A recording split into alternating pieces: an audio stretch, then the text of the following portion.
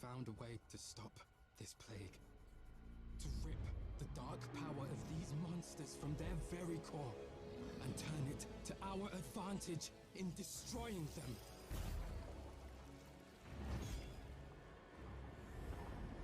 But I cannot do this alone. My allies have fallen. All right, let's do this. The malignant are relentless and without mercy. I need help. I need you.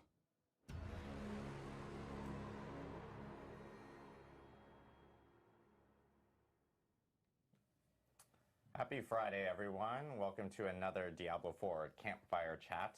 My name is Adam Fletcher. I am the Associate Director of Community here on Diablo. Joined here by Joe Shelley, Game Director for Diablo 4. Mr. Joe Pipora, which you guys know of, and Joe as well, I guess. So, I mean, familiar faces. Associate Director for Diablo 4, and of course, Adam Jackson. Brand new face here. He is our lead class designer for Diablo 4. We have a lot to talk about today. Yes. In fact, just note, there's two Adams, two Joes, so this is going to get really confusing here. And we were thinking about, like, maybe we do like a battle royale or something like that to, you know, determine who talks next or whatever. But I will say we actually do have a lot to talk about. In fact, I would almost say this is like dev update stream worthy, so as at least opposed Campfire to Plus. Campfire Plus, yeah, easily. Plus. Yeah. It's like new game plus or whatever. Okay. But we do have a lot to talk about, specifically around patch 1.1.1. Did I say enough ones? Yeah, you did. 111. 111. Patch 111. We did. We are going to talk about some balance changes that are going to be coming to that patch. And of course, we're also going to be talking about the dates of when that patch is actually going to be hitting, along with when players will be seeing the patch notes, which will be well before the actual patch does actually hit, but we'll talk about that here in a second. I know we do want to jump right into it because we do have a ton to talk about. So I will actually throw it over here to Adam Jackson because I know he wants to talk a little bit about kind of like the class balance and what we're thinking about for 111. Yeah, totally. Glad to be here. We have a lot to talk about. So first I want to kind of frame this in our goals and what we're going to be doing in this patch in the immediate future, and then talking a little bit about kind of how the class team feels about classes and kind of what we're thinking in a more mid to long-term space. So for this patch, we've got a lot going on. One of our goals is kind of, I think, obvious to the community. We want to kind of improve the effectiveness and the fun of the sorcerer and the barbarian. So we've got a lot of changes coming in there, and I think I want to frame this in two ways of kind of what we're thinking about the sorcerer and then what we're thinking about with the barbarian, because they both have, you know, kind of different things going on. For the sorcerer in this patch, we're focusing on reducing something that we call kiss curse mechanics, which is kind of, I know, a very designery term, but it's this idea that we give you a really cool power effect, and then we kind of take something away or make it nerfed or nerf some other part of you in some way, usually for balance reasons, to make sure that it's not just, you know, out of control and power. Yeah, usually the idea there is, like, to your point, it's like, so we really have, like, you know, 20% we can afford to give you, but if we take 10% of something else away, we can give you 30% or 45% and feel a little bit better about that. Exactly. Usually it's to sell a fantasy in a really strong way, but we can't, like, do that justifiably without just breaking the mechanic. But we found out in a lot of ways we've been a little too harsh with that, and so we're going to try and reduce or remove that in some cases. And then the other one is late game survivability. We know that the sorcerers typically have a tough time, you know, when they start pushing those later Nightmare Dungeon tiers, and so we're going to be looking at ways to increase that specifically. And an example of that kiss curse mechanic is the serpentine aspect. If you know that one, it's the one where you can spawn an additional Hydra, but it reduces the duration of your Hydras. That's just no longer going to reduce the duration, it's actually going to increase it. So that's an example of something. We'll go into more detail later. For the Barbarian, we're focusing on improving the early game and making it feel better and just more fluid. We're going to be improving Nothing wrong with the early game. You get from your basic skills. And then we're also looking at the late game for the Barbarian by making a lot of their uniques more attractive and effective.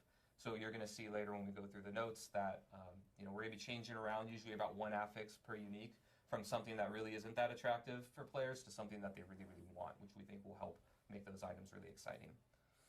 Now, when we make changes to items, specifically items like uniques, oh, this doesn't sound good already. Many of these changes only take effect on new items, right? Like I think we have an example of the Hellhammer here. Yeah, kind of. It's a little bit more complex than that. So we're going to delve into one of our examples of what we're updating here. But when we update a unique item, we actually update Hellhammer in 2 different ways. So we're increasing the duration that the ground is going to be ignited and burning, and then we're also increasing the damage. And that's the actual unique effect power, you know, the exciting thing that the item does. But you can see here on Hellhammer, we're also doing another change where we're actually granting you bonus critical strike damage and removing the bonus damage to crowd control enemies, right? So on the left, what you see here, when you log into the game, you know, after this patch, the left version is what you're going to get. So you're not going to get the critical strike damage change where the actual item affix there, the rule changed, but you are going to get the updates to the upheaval, lasting longer, and doing more damage. On the right, when you find your new items after the patch, you're going to get the new affixes, the new rules, and things on the item. That's So not going to help that much. New versions of these items will have all of the buffs we're talking New about. versions will have everything new, and the old versions will get the new stuff on the actual legendary effects, but then you won't have the new item stats on it. Got it. Thank you. Yeah, so going back to kind of other things that we're looking at. So that's the sorcerer and the barbarian what we're focusing on. Then generally across all classes, we're doing a few other things as well. We're looking at builds that aren't really hitting a high enough power level, and we're going to be just buffing them and increasing the power of them, so they should feel better and be more competitive. We're also going to be looking at increasing the attractiveness of kind of uniques across the board. We're focusing on sorcerer and barbarian for this patch, but we actually believe that we can do this kind of thing across the board. There's a lot of uniques that we think aren't really hitting the mark. It's something that's kind of a tough thing that we talk about a lot on the team, because you know the roles and the things that the uniques have as far as their item power are all fixed, right? They can't re-roll different stats all over the place. So we could very easily just make all uniques really good by putting all the best stats on the items, right? That's an easy thing to do for us. But we kind of have a push and pull there where we don't want to just make all of them clearly the best items in the game because they have all the best stats and they have really good powers. We want there to be something that's really unique and attractive about them, and you have to kind of think of how you're going to fit these into your character's build. But we think that we are just not hitting the mark on a lot of them, so we're boosting them a little bit and then just kind of seeing how that goes. Next, we're going to be looking at opening up build-specific designs to be more widely useful. So there's a lot of effects on legendary powers and in other places where this effect only works in a very narrow use case, like only on a single skill or a single group of skills, or we're using a certain proc to get it. And in many cases, we're just going to open that up to be more widely usable so that players can actually, use them in more different builds or different ways. One example of this that we'll go over later is Chain Lightning's upgrade, Greater Chain Lightning. Currently, it gives you the bounces of Chain Lightning do bonus damage when it bounces off of you. And we're going to change that so that it just does bonus damage when it bounces off of anything. So instead of being kind of a narrow use case where you're only using it like on a boss or a single target enemy and getting value, you'll just get it a lot more often now. Yeah, it feels like a much better lightning range skill now in that way. It's easier for me to clear packs, so it's good. I like that. Yeah, totally. So that's kind of what we're looking at for this patch. Okay, so we talked last week about sort of our things that we want to do, like going forward in the game, other things we want to do. Not all of that stuff is in this patch. Yeah, right? No, we have a lot of talks on our team. We have a lot of things that we're thinking about and going on. I thought it'd be really good also to kind of talk a little bit about how we feel about more longer term goals and things about the game. So these aren't coming in this patch, but things that we're thinking about that'll come in the future that the team's kind of focus on. The first one is kind of finding ways to bring different types of damage closer together. As I'm sure many of you in the community know, vulnerable and crit are really, really strong right now. Yep. Kind of a lot of the meta is about, you make an enemy vulnerable and then you do bonus damage to them and then you stack as much crit strike chance and crit damage as you can and then you blow them up, right? Our game actually was foundationally made with other types of builds that aren't only those in mind, right? We have like damage over time or dot damage, things like Firewall or Shadow Necro does a lot of this. We also have Overpower as a mechanic in our game, and these other different ways to build your character, we want them to have parity with, vulnerable and crit damage. So we're going to be trying to find, our goal is to find a way, and we're working on it right now, that all those different ways of dealing damage have a lot of parity. So no matter if you're an Overpower build, or a crit build, or a damage over time build, you will be relatively equal in power to all of the other different types of ways to play. Let's make vulnerable additive. Is adding scaling to builds and effects that don't really scale very well in the game. This is something that I think is a big opportunity for us to open up just excitement in different builds in the game. And what I mean by this is we have a lot of legendary powers and effects that like spawn a new thing. An example of this is like on the barbarian, there's some legendary powers that spawn earthquakes or dust devils. Another one is the necromancer has like things that leave shadow trails on the ground that deal damage. And these things, they deal what we call flat damage, which is like we give it a damage number, and then that's how much it does, and then that damage number kind of scales with player level. But what we find is that a lot of these things are really good in the early and mid game when they drop, but then when you get to the really late game, they kind of fall off really hard. And what we want to do is find ways to add scaling so that the player can opt into like making a build out of these things. So if I want to be an earthquake barbarian or a dust devil barbarian, I can actually do that, and it's supported by the game. So that's something that we're really excited about because we think that'll open up a lot more build possibilities. Ultimates are kind of in this range as well. It's a more long-term goal.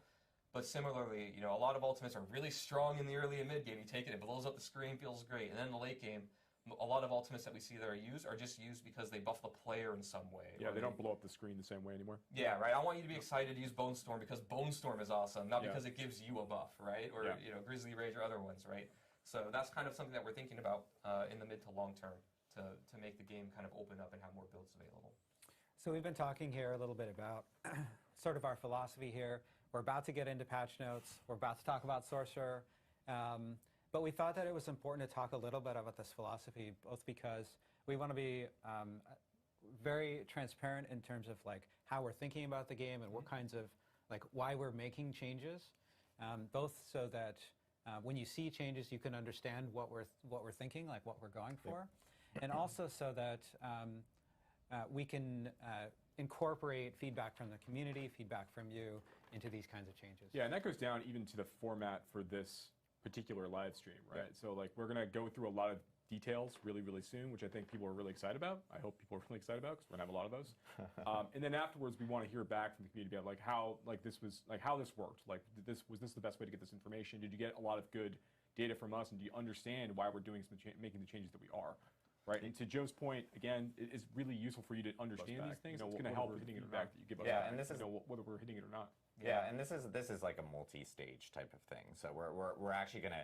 You guys are about to see a ton of slides here in a second, going through pretty much all the different detailed balance changes that are coming across the classes. But then, like we said, like we do plan on releasing patch notes so that you guys can actually read them in more detail. And in those patch notes will be, you know, additional information such as like all the bug fixes and so forth that will be coming in with the game itself with 1.1.1. So. Do we know when we're getting the? We plan on releasing those? So we are. Look at this. We had planned this to talk about it later, and now like. Sorry. And now you're just gonna spoil it. We're actually gonna release patch notes, full patch notes. You guys will see these patch notes first here on the stream, but we will release patch notes next Wednesday. On August 2nd, so that everyone will end up seeing it. We'll talk about the patch date here at the end of the stream. We're closer to the end of the stream. Yeah, so just wait for the end of the stream. We'll talk about when that's going to go out. Oh, it sounds like the patch is coming at the end of next week. The balance changes and so forth. And we do want to start off with the sorcerers. So we have a lot of different slides and changes here that we do want to detail. So Adam, I know, wants to go through them all. Yeah, totally. So I think what I'll do is just give you a few moments to look at the screen and kind of see what we're doing, and then talk high level about some of the bigger changes here. So Flickering Firebolt is one we're changing Firebolt to basically just generate mana when you hit an enemy. Before it was only generated when you hit a burning enemy. So when you would just try and cast Firebolt, without doing anything else, you would just always miss the first hit of getting the mana, which felt bad a lot. That always felt bad. Yeah, it says negative feedback loop, so we're just going to make it feel nicer. You still feel nice about burning things and piercing, but you just get it more often. Probably another big one here is the Greater Chain Lightning change I talked about, where every time that it bounces, the next hit would deal damage rather than only bouncing off of you. And then we're also buffing the other choice for Destructive Chain Lightning, so you get more crackling energies. Next one, let's go to the passives. These are all the key passives at the bottom of the skill tree. Isu's Ferocity is a big one. You're going to see a lot of these kinds of changes where it used to work kind of in a more narrow use case, and now it works in a case that it didn't, so that's just generically good. This one, it used to not really work on bosses very well. You had to kill enemies by critting them to get the bonus, and now you can also get it during boss fights by just hitting the boss and critting them. So you'll just have uptime and usefulness in a part of the game that it didn't before. Next, for Paragon, we're going to talk, let's see, these are a lot of the defensive changes that we talked about. So you've got some damage reduction increases to a lot of the glyphs and nodes across the board. Again, we're targeting that late game survivability for the Sorcerer. Another one that kind of opens up more ways to play and just makes it more usable is the Searing Heat Legendary node. This one is when you cast Fireball or Meteor, now it just increases your crit strike chance across the board for 5 seconds, so you can get that crit strike and use it on any of your skills rather than only on them. Yeah, damage reduction is actually like extremely strong in Yes. Diablo 4. It's really, really good. Yeah. So these things should be pretty impactful. Yep. We can go next one. All right, so here we've got some more Paragon nodes. Again, damage reduction across the board. Keep in mind that also on some of the rare nodes, you can see them twice in a board rather than only once for the glyphs. So that means that this is actually like doubled if you go for both of them.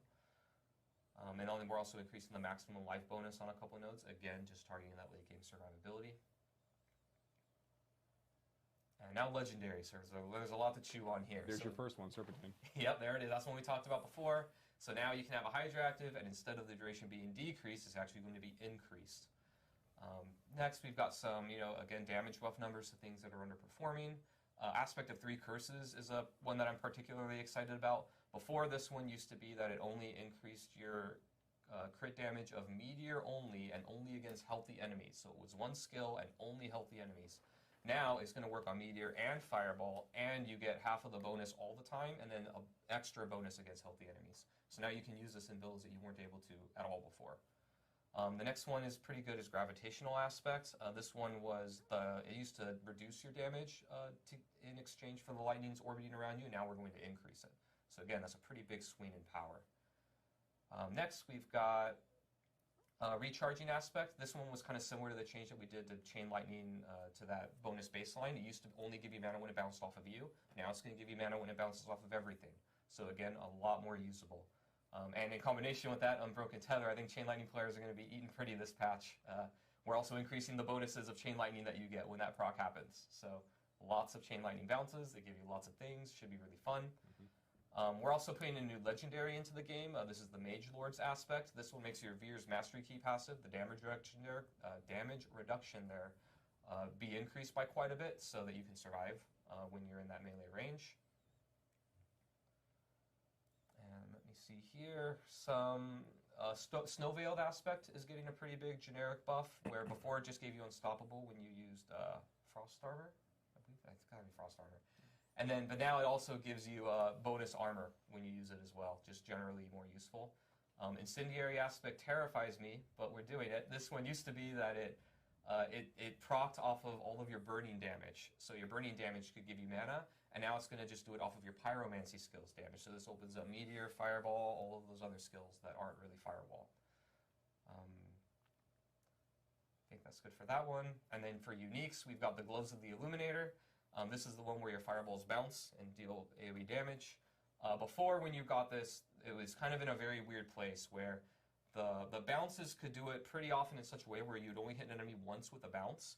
And we have to put this damage penalty on it because, you can hit enemies multiple times with it, and it's AoE, and gives you a bunch of procs of all of your stuff, so it's really, really strong. But because you could only hit an enemy once, a lot of times this was just a damage nerf for your character. Yeah, you'd bounce it one time on a monster, and that was that. And now you got nerfed for getting unique, right? That's that never feels good. So we reduced the distance that it bounces a little bit, so it should be more easier to consistently hit an enemy twice. And then we also reduced that damage penalty, so now no matter what, if you hit an enemy twice, it's a damage bonus. And then we also replaced one of its affixes from damage to stunned to lucky hit to restore resource. And since this thing, bounces and hits enemies a lot of time, the lucky hit procs are very powerful with this. So we think this will be a lot more attractive for players. All right, moving on to the Barbarian. So, like I said before, we're increasing the Fury generation of all of those basic skills. So you're just going to get more Fury in the early game so that you can, do basic that skills by 2. skill loop a little more often, so it should be more fun. Buff to double swing. Double swings gain a damage buff. Ruptures gain a damage buff. Charges gain a damage buff, and one of the enhancements is increasing that vulnerable duration, so it should hopefully be more attractive. One thing I do want to note is, even on if we go back to the other slide, Sure. A lot of people are going, Fury gain 11 to 13 and 10 to 13, and they're always noting well, that doesn't feel like a big number and so forth, but I think players... By percentage, it's really big. Yeah, by percentage, it also it's actually scales really with a big. whole lot of other stuff. It gets spooky when we do too much in a percent-wise. Exactly. So I think because of how everything works in our game. I think people are seeing some of the smaller numbers, but not realizing that you know, other things. Obviously, it scales with other things. And Your other, regeneration is not a problem it on barbarians. mixes in with whether It's not a problem. other gear that They don't have and understand so their forth. own So class. This is just the baseline number, and you have to remember that obviously when that number gets tweaked, everything else gets tweaked. That gets. Want to point that out too when we do like damage increases, where it might seem small because it's increasing the base that everything else multiplies and scales on. It can be a bit. I mean, sometimes it's not as much. We can go and do it again, right? But it's scary and risky. So we have to think about that, because it's very easy to be like, oh, just make it 20. And now, late game, you're just like bashing once and then getting all your fury back or something, right? Right. So. All right, so violent upheaval. This one gives you berserking, and it used to be that you had to damage 2 or more enemies or 3 or more enemies to get a better buff, and now we're adding bosses to that. So when you're in a boss That's a fight, good you're just change. gonna be able to That's a to good get change. and that berserking again, making it usable in a part of the game where it didn't used to be. Yes, good We've also change. got Gushing Wounds is one I think worth calling out. This is the key passive. We're increasing the scaling of your bleed to crit damage. Good and then change, also good your crit damage change. when you overpower an enemy is going up significantly. Yeah, that's huge. Yeah, so now when you Aggressive overpower with that resistance, AoE that's blood burst, good. it's actually 3% 25% more damage. damage reduction. Walking Arsenal's another one worth calling out Unconstrained. here. We heard some Excellent. feedback that it's really hard to keep up all three. of the Walking weapon types. Arsenal, Walking yes. Arsenal, usually 2 is fairly easy. You can have a basic and a core that are different weapons, but getting that third one to consistently happen, especially if you're We using needed a that. skill like charge We or needed that something like change. it can be 6 to hard 8 maintain seconds. that. So Excellent we're just change. increasing it to make it more forgiving, which should also increase all of those legendaries and other powers Yeah. and and stuff. Unconstrained, I had excellent death blow change. charges, but whenever I was only running like 1 death blow charge at a time, like that build just didn't Yeah, really come Death Blow's online. probably one of the more one of the easier ones to get, and even then it can be a little hard, right? Yeah, for sure. This is great. It opens up a lot. Yeah. So next, talk legendaries. Let me see. One of them, the aspect of Unrelenting Fury here, is one worth calling out, where again you're going to get a benefit when hitting bosses, so now it's useful in a part of the game that it wasn't used in at all. Another one is the aspect of, or 2 earthquake aspects there at the bottom, Bulkathos and Earthquake. We're increasing the amount of damage reduction and damage bonus, so if you want to do that earthquake build, like I said before, we want those earthquakes to do damage and be meaningful, but in the meantime, while you're standing in them, those buffs on you are going to be a little bit more powerful, so hopefully we can incentivize people. Ancestral Force is Hota, right? So they're buffing Hota? All right, next, so uniques. We've got a lot of stuff here with barbarian uniques. Again, the high-level goal here is we're generally improving just the base thing the unique does, and then also trying to replace an item stat that wasn't very attractive or not as attractive with one that we know players really, really like to make these meaningful for them. So Fields of Crimson, this is the one where you do blood pools when you rupture enemies. We're increasing the damage. We're increasing the damage. Rumelatnis, that's a good change.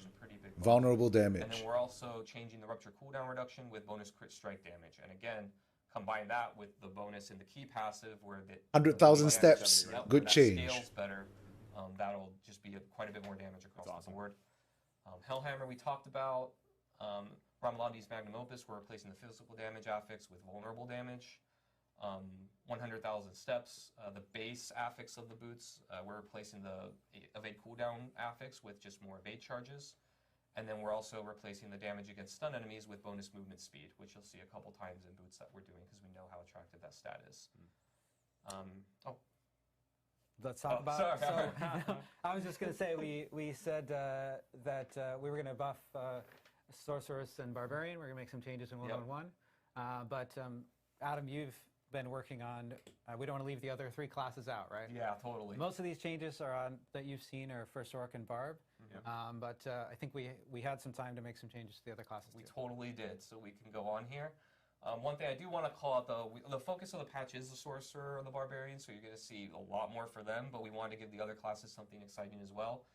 Rogues are actually, I think, eating pretty well right now, so they're pretty good, but we still found some things of underused things to buff.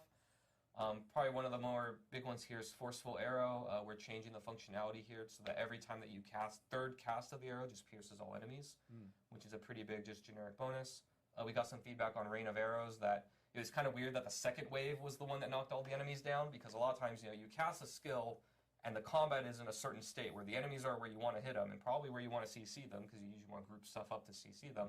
But because it happens on the second wave, the first wave comes, does a little damage to everything. They all move. And then they all move, and then everything falls apart, right? So this just makes it more reliable. It sets itself up. It sets itself up, yeah, exactly. Here, let me look if there's anything noteworthy. There's some buffs to things that are underused. So the aspect of Elusive Menace no longer requires hits to be from close enemies. So again, we're just making things more generically usable. And then for uniques, kind of similar to Barbarian, we found some room here to make a couple stats replaced with things that we know are really, really attractive. So in Wind Force, we replace the all stats affix with bonus vulnerable damage. And then the Word of Hakan, we replace ultimate damage with cooldown reduction. So Druid, kind of similar to what I said about the Barbarian, about that early game kind of feeling a little bit slow. We're also improving all of the spirit generation of the Druid's basic skills. So across the board, you're just going to be able to get to those core skill casts a little bit easier. We're also improving the passive damage generally of a lot of their companion skills. So your wolves are going to feel better. Both passive and active damage is going up. The upgrades for the wolves are all going to be a little bit more powerful. And then same thing for ravens. Their passive damage is going up. And then brutal ravens, this is the one that gives you another little, a couple more little ravens to go peck your enemies to death. They're also going to peck a little bit harder. So a little bit more fantasy fulfilling there, I think. And then we're also looking at rabies. We know that Poison Druid, like just if I want to do pure Poison Druid, is a little bit behind, so we're really targeting rabies as a pretty meaty upgrade there in its damage. This will also, by the way, improve the legendary, I think it's legendary where your wolves can cast rabies. That's also going to be improved by this. So just that whole archetype will be better. And then for legendaries and the class mechanic, we're just buffing some things that are a little bit underutilized, so they'll just be stronger. And then Necromancer, so here we've got quite a few things going on. Bone Spirit, this is the enhanced Bone Spirit, which is where when you crit enemies with the Bone Spirit, you get cooldown reduction. We're increasing that from 6 to 7 seconds, so it should be a little more friendly to players in this current state of the game. The Wither legendary upgrade here, this is the one where your shadow dot damage is going up, and we added a new way to scale that damage in the legendary space.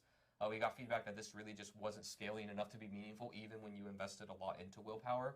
So now you're just going to get a lot more bang for your buck. You're going to do, the requirement is less, so you're going to get more procs of the increase to your damage and chance to proc that damage. And then also just your bonus damage straight up is going to be better. So the shadow builds should be a lot better. Empowering Reaper, we got some feedback that totally makes sense to me now, and a year ago me should have thought of this. But the way that this used to work was Sever would spawn a pool of blight under enemies, and the chance was based on you critting them. So the idea was you would create a crit build, and then you turn your crit into these pools of damage, right? That sounds kind of cool. But it turns out, crit doesn't work with dots at all. So that pool doesn't get scaled with the way that you make the pool. So it just doesn't work design-wise. I take the blame for that. But now we're changing it, so you just have to damage enemies to spawn those pools of blight. So now this can actually be more friendly to dot builds. And then aspect of Exposed Flesh, this one used to have the same effect, but only when hitting vulnerable enemies with bone skills. So now you can just get, we have a new resource mechanic for all the Necromancer specs that aren't bone. And then here, let me see, probably one of the big ones to call it, even though it's just a number buff, is Aspect of Torment. That Essence Regeneration was just woefully undertuned, so we increased it pretty significantly. Hulking aspects, this one I'm hoping gets to see more play. This used to be a resource legendary, which looking at it now was a little weird because it doesn't actually give you resource, it's just cooldown reduction on the golem skill. So we're going to move that to a utility. So now you can put this like on your boots and other places that you didn't have to, and it doesn't have to take that prime ring slot to use this legendary. And then we're also updating the effect a little bit to be stronger. And then for uniques, kind of similar to what I said before, the Greaves of the Empty Tomb. We're changing the bonus intelligence affix to be replaced with bonus move speed, which I know is particularly attractive for Necromancer players. Yeah, mobility for Necromancers. Yeah, well, Necromancers, they may want mobility a little bit. Usually the slower individuals in the group. So yeah, helping them out a little bit. Here, this is a monster change, but it impacts minions really, so Necromancer and Druid. But these attacks now from the Balrog and some elite affixes are going to be dealing reduced damage to Necromancer minions and Druid companions, so your pets will just die less often to these things. And then now we got some of our generic updates. We only have a couple of them. The first one is to a Malignant Heart. This is the Caged Heart of Spellbreaking. And this one used to say that when you took elemental damage, you gained damage resistance to that element, right? It was thematic to reducing only that element, but we found that was really, really narrow. Again, trying to open things up, so it's not so narrowly useful that you're not going to ever take it. So now it's just going to give you just generic damage reduction when you take elemental damage. And then our last one here for item updates is Temerity. So we got a lot of feedback on this one. It's funny because when we launched the game, we thought that this item was crazy and going to be really, really good. But then we realized due to the stats on it that it just wasn't hitting the attractiveness that we wanted. So even though this terrifies me, we're going to bump it up and see how it goes. But we're going to replace the all stats affix with Not bonus bad. life. The barrier is now also going to be scaling with your maximum life. And That's it'll good. probably be working with other barrier legendaries where you need a barrier to do certain procs and things. This will now proc with that as well. So we think this is going to be a pretty big buff to this item, and hopefully we'll see it in your max life and increasive healing builds. Yeah, so we have a ton of updates coming to the classes. Yeah, a lot of that stuff. We literally just went through it. It's quite almost like an encyclopedia of stuff, that especially on the Barb and Sorcerer classes. But I will say that it's nice that we got some stuff in for the Rogue, Necromancer, and Druid players as well. Making sure that we kind of buffed up some of the more undertuned stuff that we had Actually, one more caveat to all of that. I should have said this at the beginning. It's not final yet. Not final This yet. is planned. That's why you probably saw the little the odds are very high we do 90% of it or most of it, maybe even all. But as we get into the weeds of things and we're updating things, some things may change. So this is our plan. It's very likely it'll be at least most of it, if not all of it. But it's not completely in the game yet, so there might be some number tweaks, basically. Yeah, we always add a small caveat just because things are still going through testing right now on our side. Correct. And we want to make sure testing, all that stuff. Yeah, so. we make sure we're not completely. I'm very careful. I always caveat, not final until you see it in the game. Adam's being very cautious about it. I am very cautious. It's not going to be. You're not going to experience something that's totally different from what you just saw. Right. That's also why we're not releasing patch notes today, and we're going to actually discuss when patch notes will be released later on the stream. So we'll reveal that. And one thing I do want to note is because I'm seeing this a little bit in chat, and people are going hey, you guys are adjusting some tweaks with for instance Druid summons and their minions. Same thing with there's a lot of questions about hey, what's the overall plan on minion builds and so forth in the future? Is that something you guys are still going to want to work on, look at in the future? I can talk about this for a very long time. Yes. Druid and Necromancer are a little bit different, so I guess I'll talk Necromancer first. So Necromancer minions is absolutely a core fantasy of Necromancer players, that minions are cool and awesome, and that you can raise the dead and have the dead fight for you. That is core. Minions, it turns out, in all games, not just ours, or summons or all that, are very complicated and hard to make work. They have a lot of moving parts that are different than every other class and build archetype in many games. They have AI, they have a passive and active component to them typically. There's a lot going on, so in this patch, we're not touching the Necromancer stuff a lot. It is on the team's radar of looking at the ways that they scale, looking at the ways that things proc with them, looking at just the combination of passive versus active activity that we want the player to do there. So there's definitely a lot going on there. We are thinking about it. There will be stuff coming, but no promises on when, but we are actively talking about it. Druid is a little bit different because from the ground up, the class fantasy is not only minions, right? It's a specific build and way to play.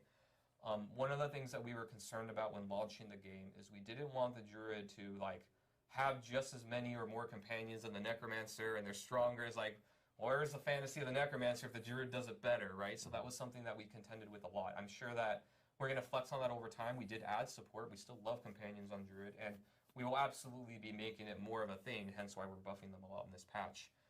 But we are careful about the design space and the fantasy of the different classes, right? We don't want all the classes to be exactly the same because then you don't feel different when you're playing. You don't have new interesting mechanics that are between them.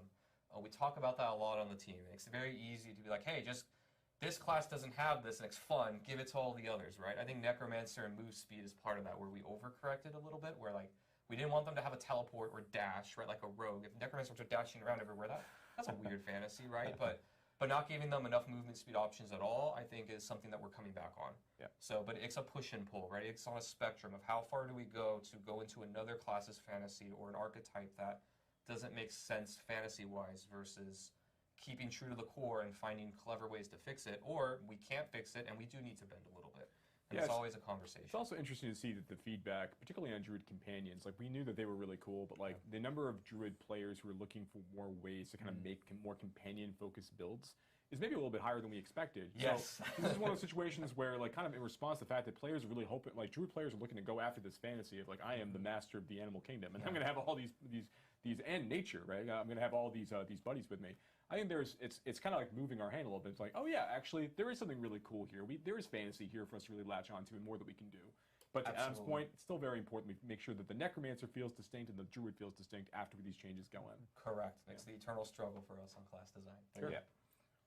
We also have a lot of like quality of life items that we wanted to talk about that we actually kind of hit on last week when we were talking on the Campfire Chat that would be coming in 1.1.1. And I know we wanted to talk a little bit more about those here. I know we have some changes coming for like monster density, for instance. Yeah, I want to talk about monster density.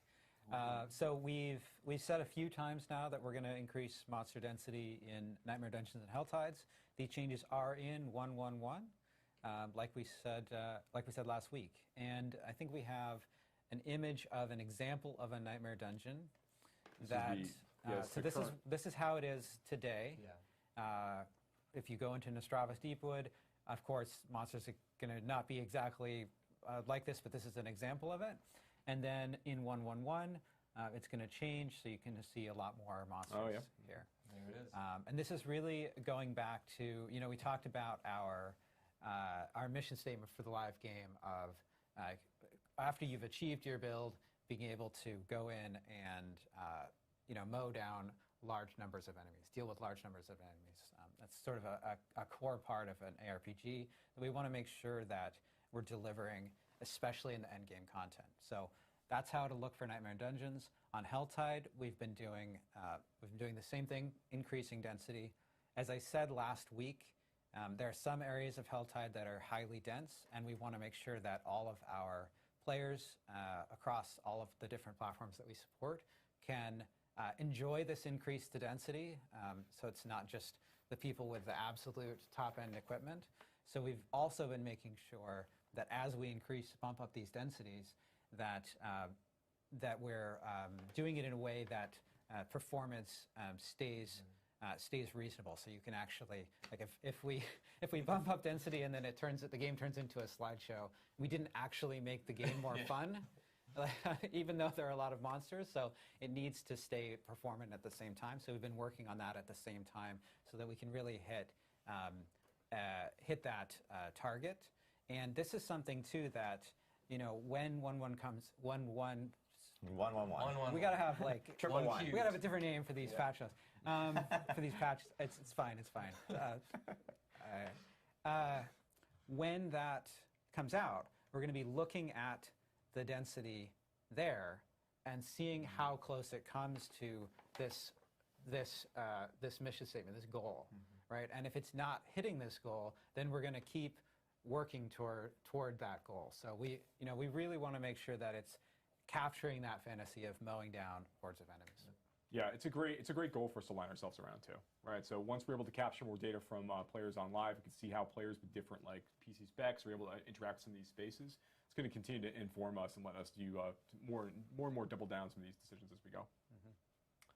And then I know we have some changes coming in regards to bosses and so forth as well. That's right. So we didn't talk about this last week, but we have gotten a lot of feedback before about the about players, particularly like in World Tiers 3 and 4, fighting like dungeon bosses and world bosses, and being able to go in there with their enhanced power. Now they've got like some uniques online. Their build has really come online. And they've got like a lot of like damage to vulnerable targets, like they're mowing through some of these bosses faster than we expect, right? So, or rather, fast enough that's not really challenging and not really engaging. So we are boosting the health of bosses in World Tiers 3 and 4, at brackets as you're kind of going up to the experience. But in exchange for this, in exchange for making some of these pieces just a little bit harder as players are going through them, we are also going to be making a change to the rewards that you get going through these. Yeah. So now, like after 1.1.1 goes live, dungeon bosses starting at level 35 even. So this is before you even get into World Tiers 3 and 4. And then it's the so once you've done that, or once you've killed those, you're going to have a guaranteed legendary item drop in that space, and that's going to carry up as well into World Tiers 3 and 4. When you complete a Legion event, that's going to also give you a guaranteed legendary drop starting at level 35. You know, there's a chance before 35, but it's guaranteed at level 35. You're going to have one pop in. And then another Butcher has a 100% chance to drop a legendary as well, because he's a boss, of course. And then another really big one is we got, and this is funny. I did it. Please don't follow me on Twitter unless you really want to see a lot of nerdy stuff. But I did a Twitter poll a while ago where I basically just said you know, what do you think is the chance at which a treasure goblin will drop a legendary item? And I said it was like, you know, 10%, 25%, 40%, 50% with the 4 options. The majority of players voters, I should say, right, all selected 10% was the chance, and everybody had their own, you know, their feelings on it as they were kind of going through it. But the reality is at level, and I said level 50 treasure goblin as part of this, but the reality is they have a 50% chance to drop legendary items today, and that's like going back to like level 35. They've got a very, very high chance to drop legendary items, but so what you're saying is sometimes I kill a treasure goblin and it doesn't drop a legendary item. That's correct. That's exactly right. So basically, if you flip a quarter every 25 minutes, you know, that's basically your chance to get a legendary item when you're fighting treasure goblins in the overworld. And it's very easy to have like tails, 5 times in a row, and then that's what happens to me every time. And as humans, we are 7 times more likely to remember a negative thing than a positive thing. So this is nothing wrong with rather there's nothing wrong with the player's perception of treasure goblins not feeling rewarding. You don't see them that frequently relative to other content types, and when you don't get a legendary item from something called a treasure goblin, that can feel bad. So what we decided to do is we've gone back and said, starting right at level 15 for treasure goblins, 15, they have a guaranteed legendary item drop chance when you kill one from that point forward. So now when you see treasure goblins in the map, you start hearing them like snortling around in the corners of your screen. You know you need to go fight that thing. You need to take it out. You need to get a legendary item from it. That happens very, very early. So we think that's going to be like a really fun like updates to kind of help get these things across. 50% isn't useful in this case. 100%, absolutely. We want you to feel like you're getting that power. 50% no more coin flip. No more coin flip. Yeah, actually probably more than 50% more fun. I will note, Joe missed a wonderful opportunity to drag in Gabi, the goblin. The treasure goblin into the frame. Should I try? We have a plush treasure goblin just off screen. We have a very large plush. Here's this giant treasure goblin that absolutely doesn't fit on camera Look at all. how happy he is. And now he's off camera again. Now. Staring at Joe as he's literally talking about. We have a lot of other stuff to discuss. Staring at Joe as he's literally talking about killing him. So yeah. They're happy to be of help. It is a plush. It is a plush creature. So yeah. I know, and so we talked more about, or you actually, when we were on the stream last week. Sorry, about 2 weeks in a row, you guys. We talked about respecs and so forth. So I know that is also coming in. Yeah, in 1.1.1. we just want to confirm that the stuff we said last week, we're going to reduce respec cost by 40%. Players are going to get an extra stash tab. And Elixir stat count is going to go up to 99. Yeah, and the stash tab is just purchasable by gold. Right. So that's just to make sure people don't think we're just selling it. Tab 1's 100K, tab 2's 200K, tab 3's 300K, tab 4's be 400K. So you can buy that for your seasonal stash and for your eternal stash. Yes, exactly. And then one other thing that we did want to talk about, because this was a question that came up last week in regards to like the leaving dungeon options and like teleporting out of dungeons and so forth. And I know you wanted to talk more about that here today. I don't know. I think I explained it pretty well last time. So clear. So clear. There's a loop there. I don't know why anyone's confused. This is very clear. No, I'm just kidding. We're going to change it back to 3 seconds. Yes. Basically, the reason that we increased this is we have, in Diablo 4, we have a mechanic where when you're casting some kind of spell or power and you get hit by some damage, you don't get interrupted immediately. You have to take about 5% of your health and damage before it gets interrupted. And this makes things like town portaling back to town, leave dungeon, etc. feel a lot better. Saving a prisoner. Saving a prisoner, absolutely, yeah. Every time. So if you're taking like really incidental damage, it's not going to get interrupted. But we were worried about a case where you're in the middle of a high-intensity combat fight or in the middle of a boss fight, and we felt like it was a little bit too easy to get out of that in terms, and that's actually what it's referring to with the loop, which again, I felt like I nailed it, but I guess you know, and so. You know, there are other ways that we could have solved that, right? We could have said like, oh, well, you get pushback on your cast, or like, oh, well, it's only increased to 5 seconds if you're in a boss fight, or something like that. But ultimately, you know, what players really accurately pointed out is, look, this slows down the core loop of the game in a way that's not fun. Yeah. So we're just changing it back to 3 seconds. Yeah. So it was at 3 seconds, went to 5 seconds, going back to 3 seconds because. You know, obviously, good player feedback, from everyone. So I've got one more bonus thing to talk about too. So so we've been getting a lot of feedback, obviously, on the end game experience tiers 3 and 4, and you know, Nightmare Dungeons are a really big part of that. Last week we talked about how we were going to be ensuring that the Nightmare Dungeon difficulty was scaled more appropriately. Yeah. Right. So now, like, you know, the tier 70 difficulty was the old version. Rather, the old version of tier 70 is now the tier 100 after the changes that we made, to more accurately reflect the balance we have in Diablo 4 versus the kind of insane overtuned stuff we had prior for the tier 70 plus content. One other thing that we obviously are thinking about, like, you know, the scaling difficulty is one part of this, you know, but we also get plenty of feedback on some of the Nightmare Dungeon affixes themselves. And we know that some of these are sort of ones you're going to want to basically throw in the trash right away. So you're going to want to salvage these and get Citadel Dust immediately upon when some of these things kind of pop up. So a couple of the ones that we're actually going to be, for now, we'll be removing a few of these as we think about reworking them or deciding what we want to do with them. But we're going to be taking these out in 1.1.1. They're not going to appear anymore. That is, so the first is Resource Drain. It's not going to be showing up in Nightmare Citadels anymore. Good. Cold Enchanted is not going to be showing up in Nightmare Citadels anymore. Oh, wow. And then Backstabber is being removed as well. Okay, Backstabber, okay. Now, this is not by any means an exhaustive list of the things we'd want to like adjust on the affix side. You know, there's lots more that we want to do to kind of improve this experience. This is just sort of like while we're in here beginning to look at these things, we know that these are problematic. We have adjustments we want to make anyway. We want to go ahead and pull these out and just make the experience better today for players. Yep. Cool. Awesome to hear. I know that a lot of players have been giving feedback about specific Nightmare Dungeon affixes and everything. So it's great that we've been able to jump on a few of the ones that we know are problematic with the community and kind of pull them out and reevaluate and see what we can end up doing with those. So we did, obviously we talked about the date for the patch notes beforehand. I don't know what you did. But we do want to specify like that we are going to be releasing patch notes, full patch notes next week. It's actually going to be on August 2nd next week on Wednesday. We'll be releasing full patch notes. And then 1.1.1 is going to be coming out on August 12th, which is Tuesday. So players will be, did I get those dates right? Yes. I'm doing this by memory. I'm doing it by memory. No idea. So. I've seen so many calendars. August 12th? Tuesday after. Oh, sorry. It is. No, I lied. It is August 8th. Yeah. See, this is dates. Just Everything's flying a through blur my head. right now. August 8th. Sorry. August 2nd is when the patch notes will be coming out in full, and then August 8th is when the patch will actually hit. Sorry, I apologize. I've had a lot of dates in my head over the past couple of weeks. Sorry, so, we buffed the date. Yeah, buff the Buff date. the dates. That's Just also like part of the treasure patch notes.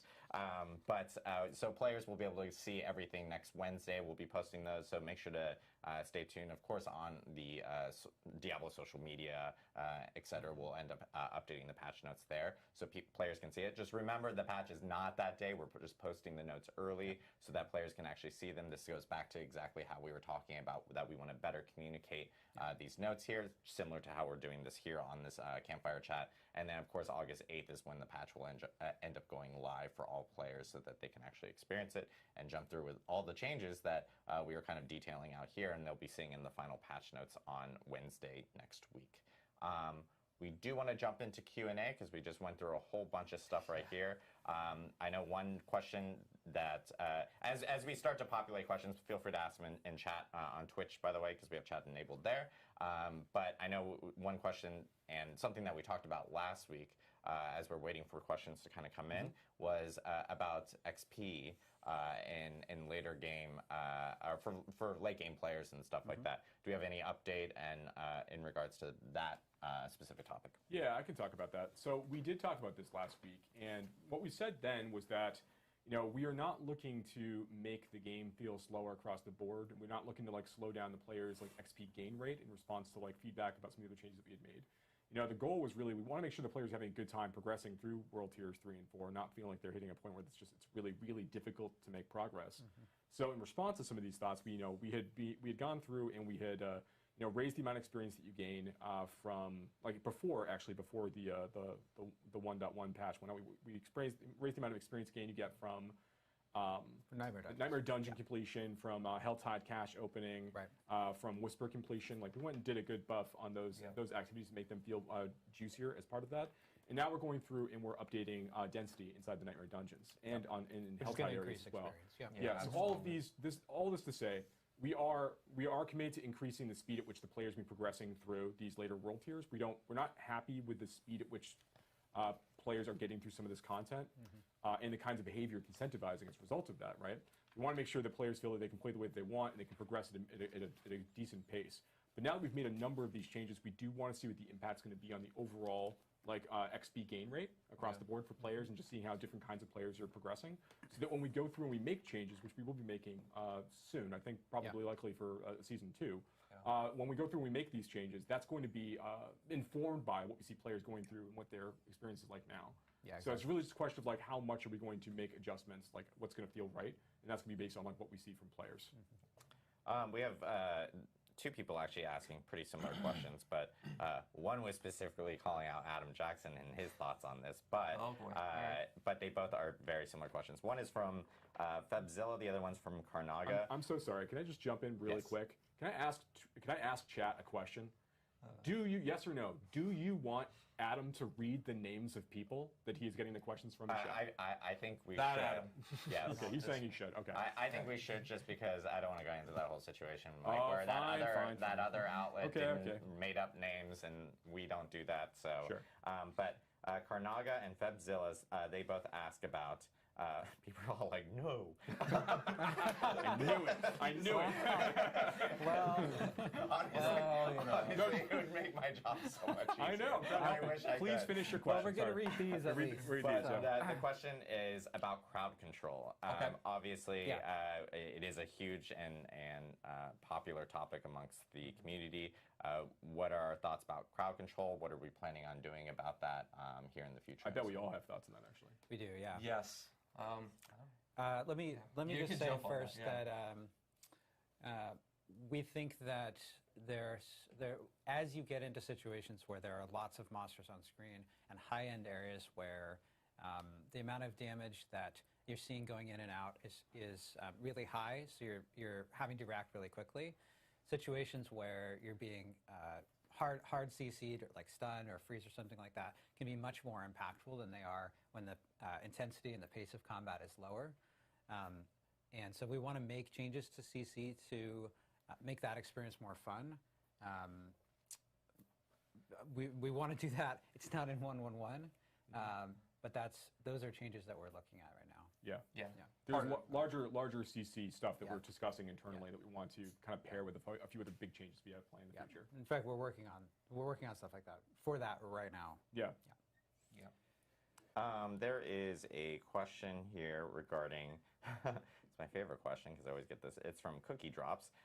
So, are you guys planning on addressing the issues related to like the imperfectly balanced on Necromancer, the decrep aura on Necromancer, and those are addressed in 1.1.1. Yeah, we fixed it. Those are. We just didn't list all the bug fixes and stuff There's like that. a whole lot of bug fixes. Yeah, so you guys will see those with the final notes and everything, but those are addressed in this specific update, and it's something that I know a lot of people have been asking, going like, well, I can only add 1 point, yet it says I can add 3, and so forth. So most definitely being addressed in that. We've actually just been getting a general decent amount of questions related to resistances and what the intent is going to be with resistances here in the future. There's a ton of questions, so lots of names. But I guess like what's the vision on resistances here in the future? I talked about it a little bit. The vision is kind of, I think, what the standard vision of most games is, which is everything is impactful and meaningful and feels good, and you invest and get rewarded for those things at all times. But reality is a little bit harder than that. But that is kind of the North Star and what we're trying to do. The idea is that when you invest in elemental resistances, you will notice a difference in the damage that you take. We don't want just armor or damage reduction or any like king stat that is just way better than everything else. That's the only thing that you care about. It is tough to find a perfect balance there of how impactful some things should be versus others, and then can you negate certain kinds of combat when you max things out or only focus on only one thing. And there's a lot of gray area there that we're talking about, but our goal is that, and when we go and really take a deep dive at it, is one, we don't want you to just stack armor and that's better than everything else. We don't want you to stack just like general damage resistance and that's just better than everything else. We want elemental resistances to be meaningful, but we also don't want to get to a place where, you fight a fire boss and you stack all fire resistances and it actually can't hurt you. Right? There's always a push and pull in this one. The inverse of that is actually also really dangerous, which is that you're wandering through the game. You don't always know the kinds of creatures or affixes. Obviously, you don't know the kinds of affixes you're going to be dealing with. You've got 0% poison resistance, and you get basically one tick from a level 60 poison creature kills you. Sure. Right. It's like there's a balancing act. The team is, as we move forward, everything that Adam just said is 100% accurate. We want to make sure that the choices between like armor for mitigation, for damage resistance based on passives, legendary powers, glyphs, and paragon nodes, those things are impactful, and that resistance plays a really, really important role.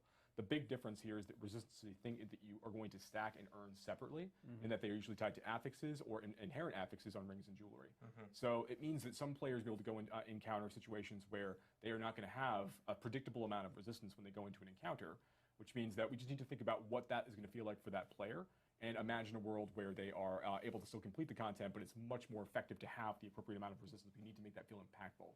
Yes. So there's going to be situations where we are going to all resist on rings as well. If you are getting into a predictable fight against a creature that you know is going to be dealing a certain kind of damage, and you don't have resistance in mind when you go into that fight, you're going to be penalized for that. That's going to be a really, really difficult situation for you. But we are, trying to balance this against the general flow of Diablo 4 as it stands today, as opposed to trying to like remake it into an entirely different experience. Right. And to sort of get to I think the point of the question, the question there, which I think is, do you guys realize that resistances don't feel like they're hitting that goal right now? That's right. Yep. We did realize we're gonna make changes to All right, sounds good. There is a lot of questions about mounts and how, we've gotten a lot of feedback about mounts. We've seen Carbot videos. Our friend Carbot Animation had made an episode about mounts. Very funny. If you haven't seen it, highly recommend checking it out.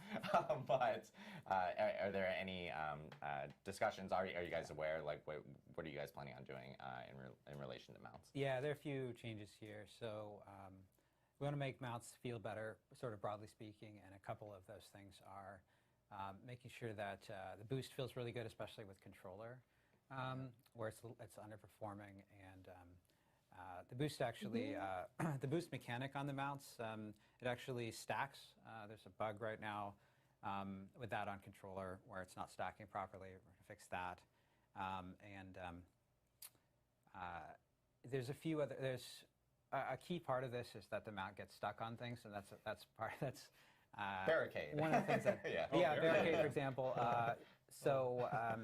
We.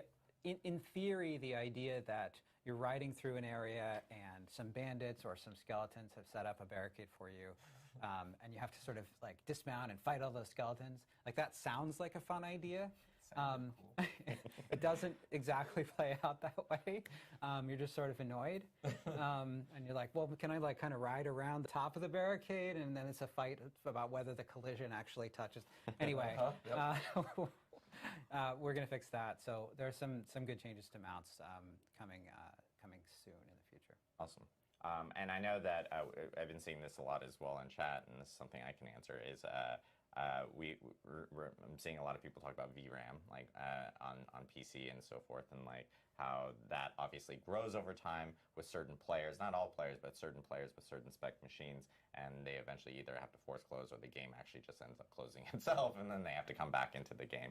I know with patch 1.10, there was a update related to a memory leak that we ended up addressing, but then in 1.11, and I know that QA and so forth, our QA team has been working really closely with their graphics engineering team and testing out a fix that's going to be coming in there that should be helping out a lot of those players and making sure that VRAM stays stable throughout their gameplay and so forth. So that will also be in 1.11. It's a popular question. I know a lot of people have been hitting me up on that one specifically. There was a question earlier about overpower, and understand the intent behind it, what like future plans and so forth. Sure, Kind I of can similar talk to to the them, resistance questions. I think there's a lot of questions related to a lot of these things that we do plan on actually Well, addressing. totally. They're fundamentally like how the game works, so I Yeah. understand. So the intent of Overpower way back in the day was we really wanted to create a stat that was different than crit and felt meaningfully different that players could chase that had kind of a unique mechanic attached to it. Where Overpower sits now is that I really like the idea of it. I think is really cool, which is it rewards you for building a really tanky character and you get a big hit of damage. That's really, really awesome. It also scales off of your max health and then the current health percent that you have at the time, and then also scales with Fortify. So normally these stats aren't things that you want to scale to kill things, right? So we're trying to add another avenue, a vector to do that. And then the other thing that's unique about Overpower and how we didn't want to just turn into critical strike chance and damage like a lot of mechanics can be, is that you have a baseline low percent to do it, right? It's 3% across everything. And you can never increase that baseline percent ever. And that is a design choice and a goal. And then the idea is that you can, however, get guaranteed overpowers by doing certain mechanics. So the Druid has some, the Necromancer has some where it's like, hey, you do this thing and the next one is guaranteed. So you can still play around it, but unlike crit, where you're chasing the random chance to get higher and higher and higher to get those procs, overpower just naturally happens kind of rarely, and then the builds that can use it get it guaranteed. And then that you have different vectors and avenues to scale it. The problem right now with overpower really is not necessarily an overpower problem, but it's really the crit vulnerable problem of these other things that scale multiplicatively just overshadow overpower in the same way that even dot damage is very much a lot of times overshadowed too. And so when we're looking at our revamp, the dream and the goal and the utopia we're moving towards is all of these vectors, and not even just overpower, but there's some other ones I know I'm thinking of that I can't, like those legendary affixes that spawn stuff is another example. Oh, sure, Adding yes, yeah. Like we want, when we give you a fantasy as a player, whether it's baseline or via legendaries and uniques, that you're able to build that into the late game and it's delivered on, and you can actually scale and be just as good as anybody else. That's the goal. That will always be the goal that we move towards. We're not there yet, obviously, but that's kind of the intent. Is overpower is another stat that you can actually chase meaningfully via lots of other stats too that it combines with to make a build, and that's kind of the point. Awesome. And then this is a question that I know everyone talks about. I don't know if this group up here can fully answer it, but it's something that we can follow up on, which is the zooming in and zooming out on your character, getting a wider look of gameplay and so forth. I know there's obviously like performance implications to that because it increases the draw distance and so forth, and we have a ton of different platforms, so it has to be evaluated in any type of way if we were to make that type of change. Because even when it does zoom out on bosses and so forth, there's like some resolution or scaling and so forth that kind of occurs there. Please don't kill me, engineers, if I'm saying that wrong. But maybe that's another topic we can bring up during like another campfire chat with engineers, possibly to maybe clarify a little bit on that or so. Or we can just follow up separately after the campfire chat. But I know that's a question that a lot of people have been asking.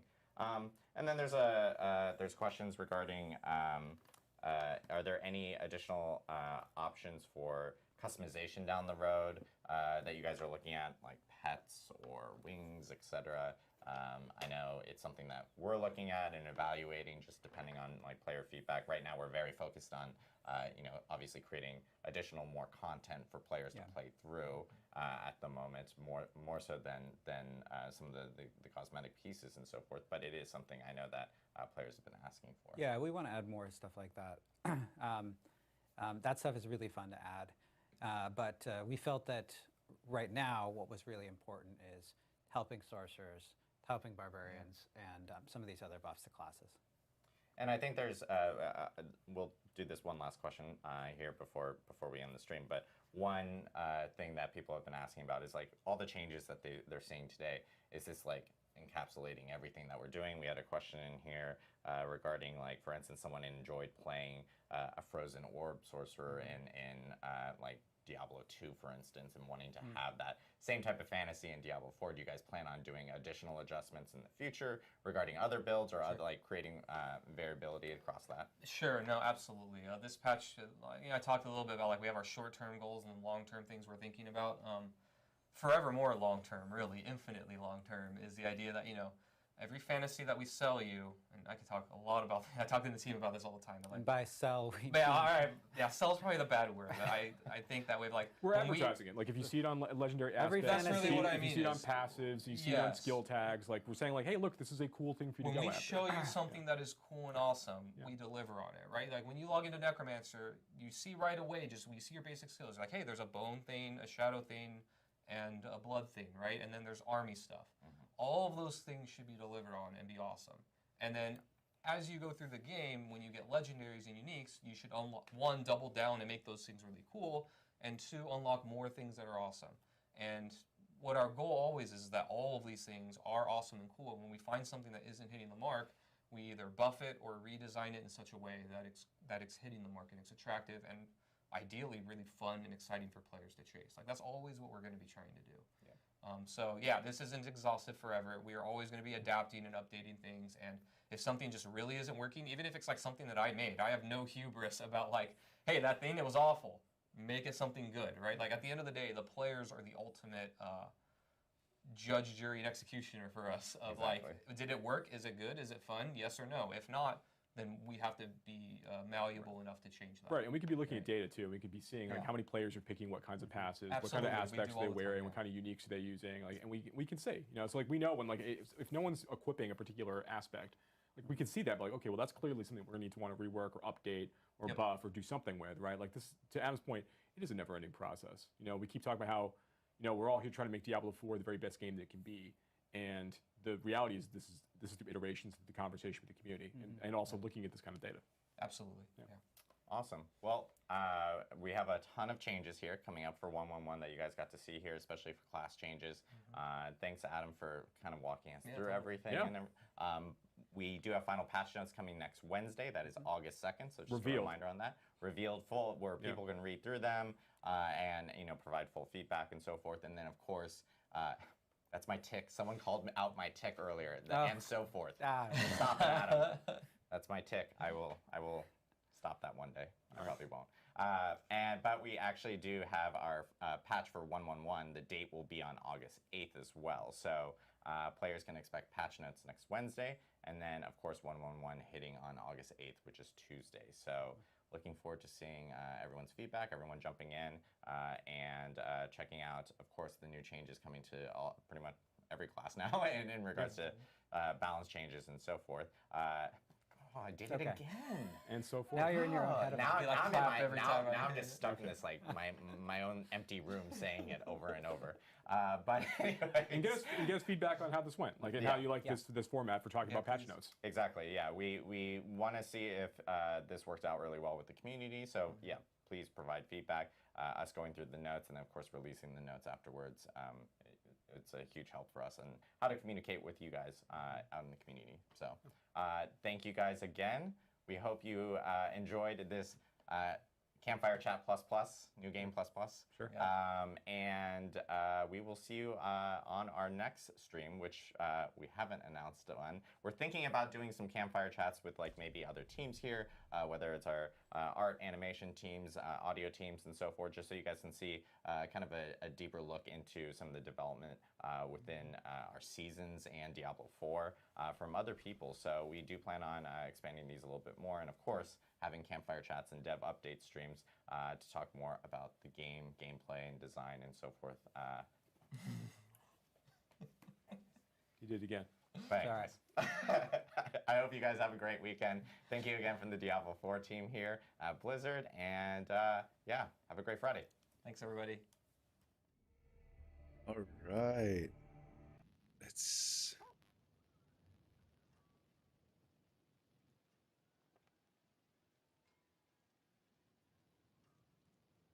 Okay, so let's talk about this. There was a message. Why can't we apply aspects to our codex and fix all our storage issues?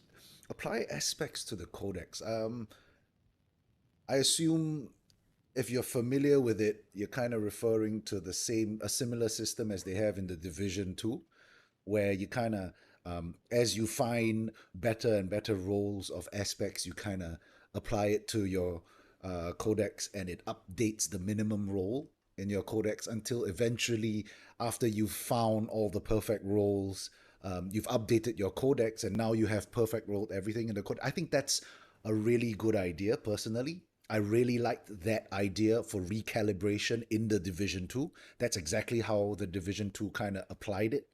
And I think that's a really good idea.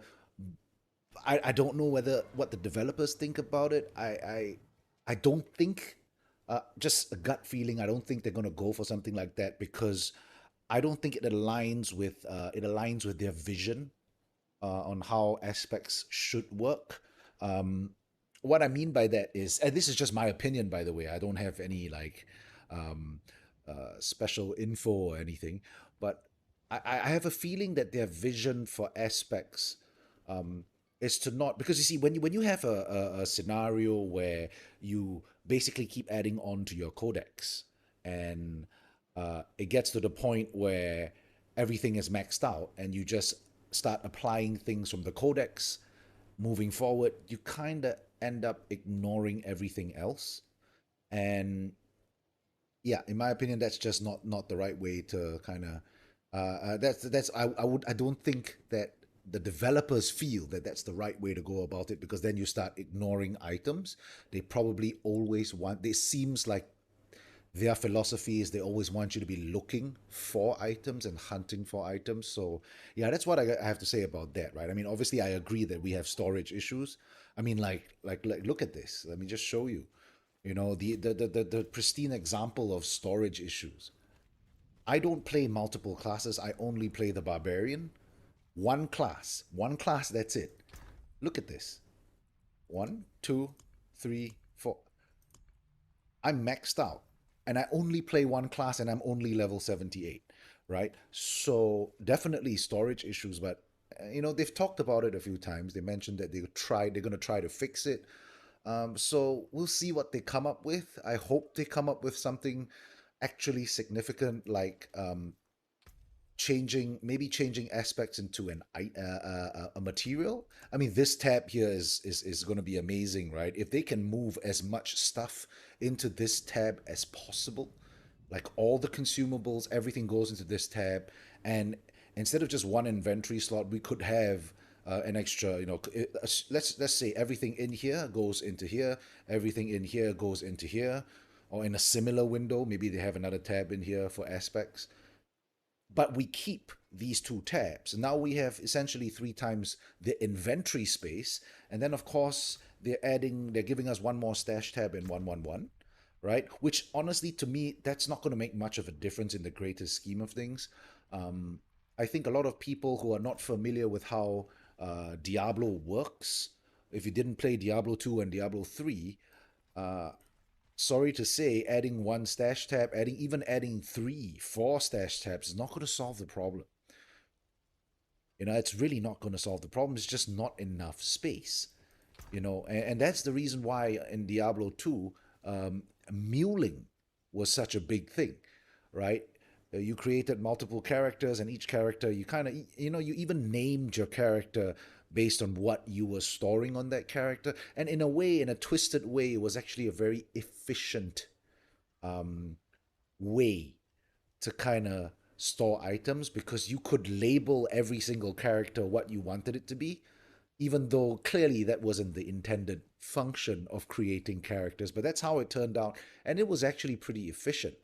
You know, I mean, sure, you'd have to log out, log back into another character, transfer items over and all that, but it was pretty efficient in Diablo 2, right? So I think a lot of people are looking at the one additional stash tab and they're like, oh, it's not going to be enough. Well, sorry to say, even if they gave us 5 additional stash tabs, take it from someone that has thousands. Like, I spent my entire adolescence playing Diablo 2. I spent a good 1.5 years playing Diablo 2 Resurrected. I have over 10,000 hours on Diablo 3. Trust me when I say you're never going to have enough stash space. It doesn't matter what they do. It'll get better for a while. And I'm not saying that I don't want the changes, by the way. I definitely want the changes. But I'm thinking that a lot of players, especially those who are not familiar with how these games work, they are putting a lot of weight on, oh, I just need one more tab, just need 2 more tabs. It's not going to solve the problem. It's just, sorry to say, it's not going to solve the problem. It's going to delay the inevitable where you have, say, 3 extra stash tabs, give you a week, and you're out of space again. That's a band-aid solution, right? So what they really need to do is they need to reduce the amount of things that actually go into the inventory and go into the stash. I mean, I played Diablo 2 and Diablo 3, okay? An ungodly amount of those 2 games. So I do have a little bit of nostalgia when it comes to actually being able to physically handle gems, because it was just such a big part of Diablo 2, especially, and Diablo 3, being able to physically handle the gem as an item. So maybe I'm leaning more towards them not making this, not removing the fact that this is a physical item. But I know a lot of folks disagree with me there. But it's just, I'm just being a little bit nostalgic here. But there are a lot of other things that they could just eliminate from our storage, right? Like this. This can be, the hearts, they take up so much space. I mean, look at this, right? I mean, I get why they are physical items. They're pretty much like gems, right? But surely they could have found a different way to implement this. We already have such massive storage space issues, and then they introduce a Season 1 mechanic that just takes up more storage space, right? That's just not a good thing. Okay, but anyway, back to what I was saying. Sorry, I'm going off on a tangent. They need to remove the number of things that actually take up physical space in our stash, right? All of this here, you know, I mean, this is basically these 2 tabs. These are not items I want to use. These are basically aspects that I'm just leaving in here, waiting for when I need them, then I extract and use them, right? So these are just basically, don't look at them as items, just look at them as aspects, right? I've got almost 2 full tabs of aspects, and they need to do something about this. They need to give us an aspect storage tab that is infinite, at the very least.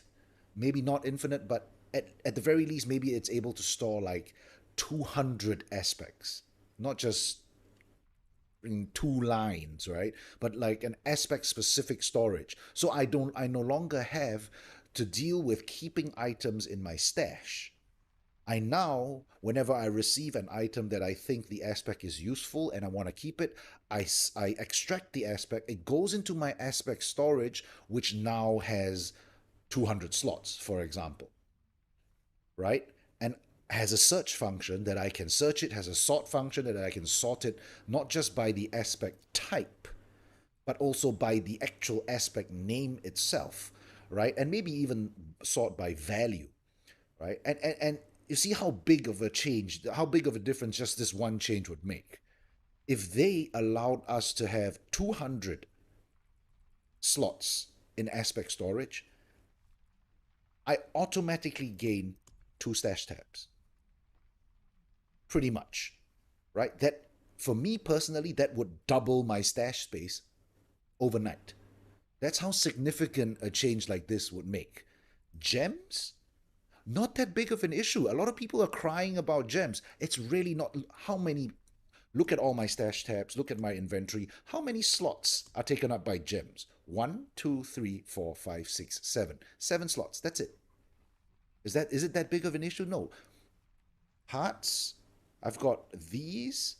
These hearts take up more space. Elixirs. Elixirs take up more space, right? Sigils. You know, but of course sigils is a bit complicated, right? Because the sigils have individual affixes that you can't stack. So it's going to be difficult for them to kind of move sigils into a menu like this. Right? It's probably never going to happen. I know they've talked about it. I think based on logic, from a technical standpoint, it's going to be really difficult for them to kind of... So what they can do is actually create a sigil-specific tab like aspects, again, and give us like 200 slots. And make it not load when other players see you. Right? That's what they said the problem was, right? Whenever you encounter another player, it would load everything in their inventory and load everything in their stash, and that becomes a performance issue, we'll just find a way to make these two tabs not load when you encounter other players, and increase the size of these two tabs to 200. Problem solved. How much space could we save with that? 2 stash tabs, double my stash space immediately. Pretty much, if you add this with this, I essentially free up three stash tabs. If we actually did that change, my stash would have 4 tabs and 3 would be completely empty. That quadruples the amount of stash space I have without them actually issuing any additional stash tabs. So that's what I think they should do for storage space.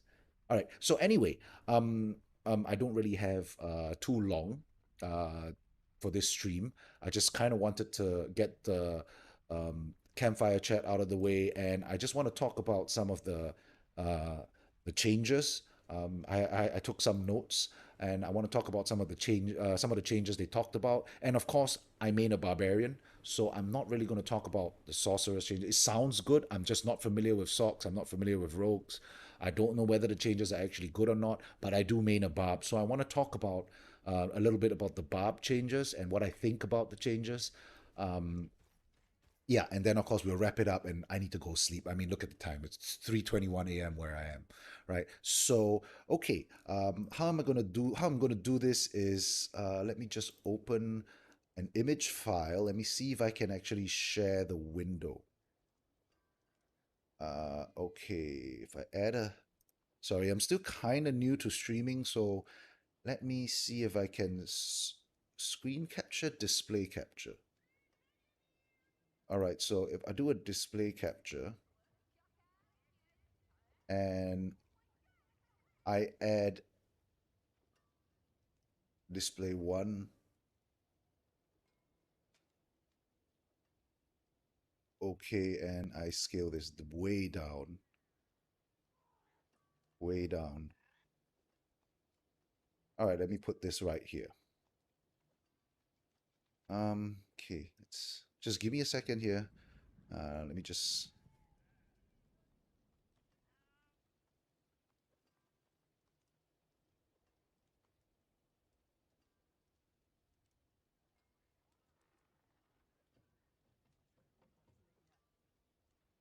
Okay, so now I can increase the size of this. All right, so let's talk about some of the barbarian changes. So they showed, I kind of took screenshots along the way. So they showed this first slide, which is basic skills. Honestly, and of course, if you were in the stream the whole time, you would know I had a pretty big negative reaction when I saw this particular slide. And the reason is because once again, I saw what they did again. They did it again, right? Oh, +1 fury gain, in this case +2, and then +3. And look, I know this is not a popular opinion, but if you followed my channel, if you've watched my other videos, you would know that I personally don't think that barbarians have any problems leveling. I've leveled 2 barbarians now, well, 3 technically, because I leveled 2 pre-season. 3 barbarians, and I didn't have an issue on my very first barbarian leveling from 1 to 50 and from 50 to 100. I didn't have an issue on this barbarian so far leveling to what do you call that, level 78. So far it's a game time issue, right?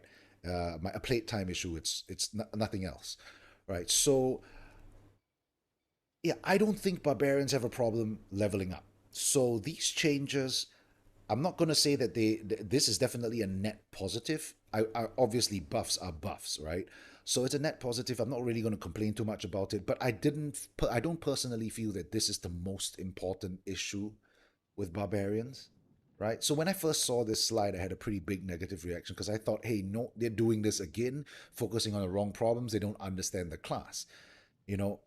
And then when you go down here, you see, okay, they buff double swing. That's okay. But here's an interesting thing, right? Hota is the only build that preseason that could reliably do anything significant. clear tier 100s, kill Uber Lilith. 90% of the clears were done by a Hota barbarian, but a very distant second was double swing. Double swing barbarians were the second. I know it's 90% Hota, so it's a really large margin. Hammer of the Ancient Barbarians, they clear all the content, and then a much smaller portion, double swing barbarians. But double swing is actually the second best core skill in terms of being able to clear tier 100s and being able to kill Uber Lilith, right? At least I think so. Let me try to recall. Has a double swing barbarian killed Uber Lilith? Okay, I'm actually hold that thought for a second. I'm actually not sure, but I do know that more double swing barbarians have cleared tier 100 pre-season. That means pre-nerf, compared to say whirlwind. And I know whirlwind is third, and of course upheaval is last because nobody uses upheaval. So the change that they made to let me see, where is it? Let me just make this a bit bigger.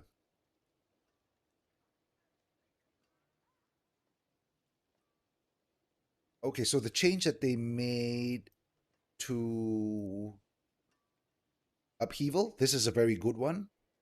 So I can foresee that upheaval would be, at least it would be attractive for folks to give upheaval a try. After this change comes in, even I might give upheaval a try myself, just out of curiosity. So yeah.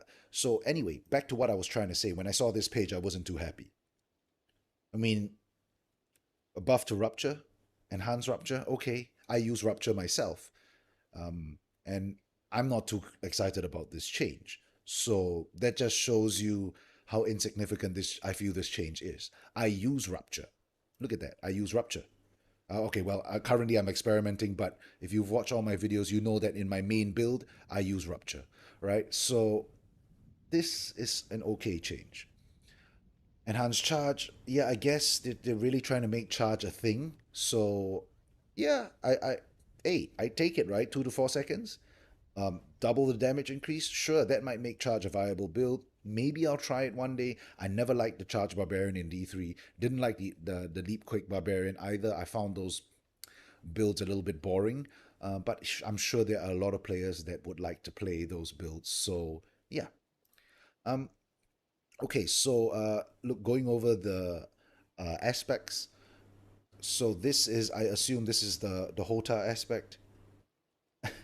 It's a bit laughable that they nerfed the Quake mechanic. Let me just double check. This is the Quake aspect, right? Is this the Quake aspect?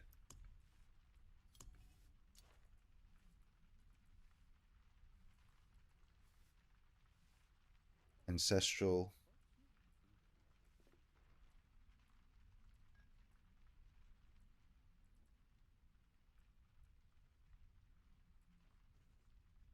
Oh, I can't believe I don't have one.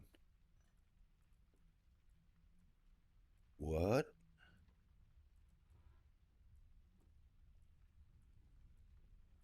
No way.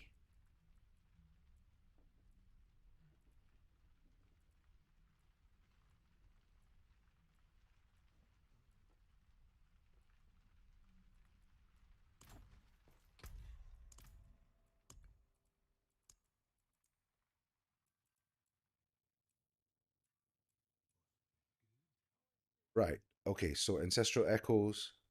No, this is Call of the Ancients. What was this? Ancestral Force.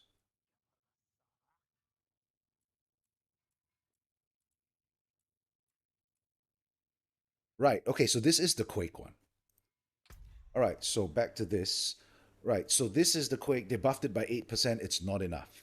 They nerfed the Quake effect by almost 3 times, right? It does like 30% of the damage that it used to do. I know it was a bug. I'm not advocating for them to kind of re-enable something that was clearly bugged or broken. But an 8% buff is nothing. Okay, this translates to 16% because almost everyone in a Hota build would have this on a two-handed weapon. So it's a 16% damage buff. It's not enough, in my opinion. They should have increased this to at least 65%, which would be a 15% damage buff. Right? That isn't even going to come anywhere close to what the Quake used to do, but what this does is it increases, at least gives us something back. They took away something really big from barbarians when they nerfed this, when they fixed the bug, right? So, and I'm saying this, and I don't even play Hota. I mean, I played it before as an experiment, obviously, but I don't main a Hota build, and even I feel that this isn't enough. Death Wish just is thorns. They just buff the amount that you get, which is always welcome. Unrelenting Fury. So this, I don't know whether a lot of people, a lot of you guys actually use this. I assume it'd be useful maybe if you're using Hota, Upheaval, Double Swing, but as a whirlwind barbarian, this isn't really very useful. Right? But now that they've buffed this to this, I can see it being used more often. It might even really become meta, because cost refund is also granted when hitting bosses. So this might actually become a thing. Ancestral Charge, they're buffing it again, which honestly, this could have been solved by them just allowing us to have a much, removing the nerf they did to Charge, right? They nerfed Charge in 1.10. Where is this? Okay, so what they nerfed was this. Yes, they nerfed this. If they just reverted the nerf, a lot of problems would be solved. They wouldn't have to do any of this nonsense, right? So, but I guess this is the direction they want to go. They don't like cooldown reductions, so yeah, and now that Rob has come up with another barbarian build that has another triple shout build that essentially has 100% perma shout, I'm pretty sure they're going to nerf shouts again, because clearly the vision that the developers have is they don't want us to be able to kind of have to chain skills like that, right? To have infinite shouts. I mean, I don't know how you feel about it. I personally don't like triple shout builds. That's a personal thing. If you followed my channel long enough, you'd know I really don't like the triple shout build, right? So I personally don't have an issue if they nerf shouts again, because I really don't like the build. But a lot of people use triple shout, and the developers don't like us having perma shouts. So I don't know.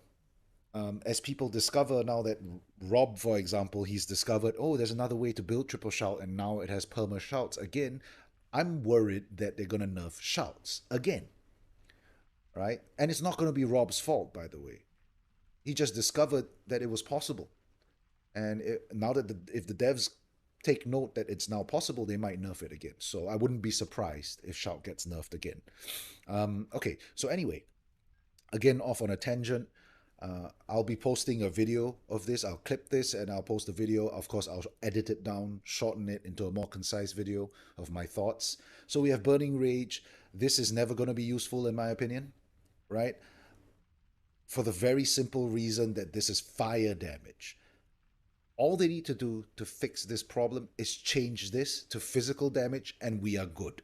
We are golden. The fact that this is fire damage is just a really stupid choice in my opinion. Right? I don't even know why they bother. The reason why it's bad, it's not because the scaling is too low, it's because it's fire damage. Just change it to physical damage like Dust Devils and we're good to go. Right? So maybe down the road they would realize that that's the problem with this and change it to physical damage. We'll see. So they mentioned how they want to make Earthquake a thing. Okay, that's good. If they manage to make it a viable build, I'm sure some folks will be pretty happy. I know there were players who enjoyed the Leapquake Barbarian in D3. I personally, that was my least favorite build in D3. I played Hota, Whirlwind. My least favorite build was Leapquake. I just hate that build. It's, to me, yeah, that's not how Barbarians should be played. But that's a personal opinion, so yeah. Earthquake aspect. Okay, so we went over this. We went over this. No, this. Wait. Okay, let's talk about this. So upheaval, like I mentioned earlier, this is a good change. Very good change. It might make upheaval kind of restore it back to its former glory as one of the viable core skills to use. Because right now nobody uses upheaval. I know there's some experimenting going on with upheaval and Hota using two core skills without a generator. Um, but still, with this is going to make upheaval as a primary skill viable. At least I hope it will. All right, so passives, we have aggressive resistance. This is good. This is a good change. It's only 1%, right? But this is aggressive resistance right here. So this is aggressive resistance. It's now 3%. You can put 3 points into this. So it's actually a 3% increase in damage reduction while you're berserking, and that's not insignificant, right? So I like this change. It's a good change. Next, we have Gushing Wounds. This is a good change. Gushing Wounds is a little bit weak right now compared to the other key passives. And if you watch the stream, when they showed this slide, I kind of jumped for joy, right? Because this all makes sense. These changes are all good, right? More damage reduction, buff to Gushing Wounds, bleed damage when overpowering increases 70. Yeah, this didn't make sense at all, right? So is 15% more going to be enough? I don't know. I couldn't say. It doesn't sound like it's going to be enough. In my opinion, maybe 30% would have made more sense. But hey, it's a buff. So clearly they are aware that this is weak. This one here, literally, I don't know where. In fact, I think I might have either replied to a comment in one of my old videos, or maybe I got a question in one of my older streams where someone asked me about unconstrained, and I was like, if they increased 25% to 35%, that would make perfect sense. That would bring unconstrained up to a level where it might not be the best, but it would be competitive. And hey, 25% to 35%, right? So I guess my napkin math was spot on. It agrees with what they are saying.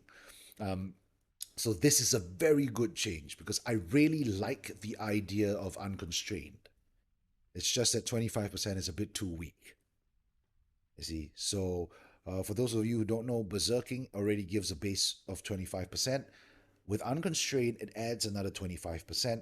This is multiplicative, so it's 25% plus 25%. That's a 50% damage bonus if you have unconstrained, and that 50% is multiplicative. The problem is almost every other key passive still has room to accommodate the berserking buff, the base buff of 25%. So really, all you're getting from this passive is 25%.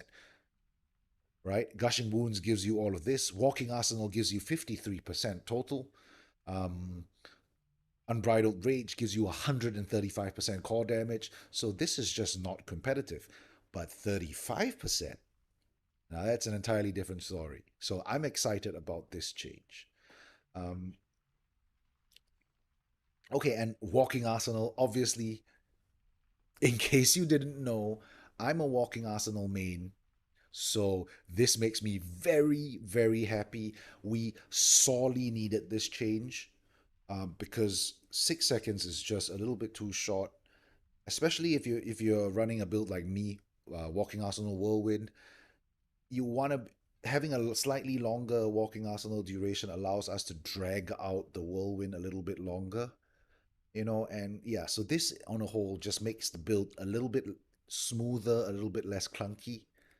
You don't have to rotate basically every 4 seconds because that really is what it works out to, right?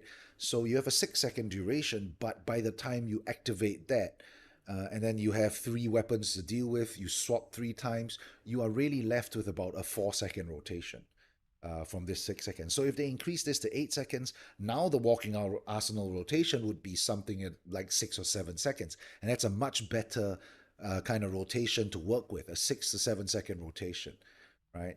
So I really like these changes. I think these changes make a lot of sense. This is probably my favorite slide of all the slides that they showed for barbarians. Right? Okay, let's see the last one. The uniques. Honestly, this is where I feel, okay, they addressed like a quarter of the issues with uniques, right? Changing the one affix to something more useful is definitely a good step in the right direction, but that's really not the only problem with uniques. You know, Fields of Crimson. So this is a buff. This is Fields of Crimson is the Rupture Sword. Do I have one? Yeah. So this is Fields of Crimson, right? So it's 15%. That's going up to 20%, right? Is it going up to 20%? Yeah, it's going up to from 15 to 20%, and damage increase from this to this, which is buffing essentially the flat damage value, right? Which, in my opinion, it's pointless anyway, right? So this is kind of meh. Changing cooldown reduction to bonus crit strike damage, that's definitely a good change, though. Yeah, so I guess more people would use this at least as an interim or a placeholder weapon. Yeah, so, okay, so we have Hellhammer. Do I actually have a Hellhammer? Yep, so this is Hellhammer. They kind of talked about it a lot. They're replacing crowd control to crit. Is that what they're doing? Crowd control to bonus critical strike damage. Yeah, so that's a good change right there. Duration from 3 seconds to 4 seconds, and they're increasing the amount of damage, flat damage this does. Right, so here's the problem. Like the aspect that I talked about earlier, and also with gauze, the problem is fire damage.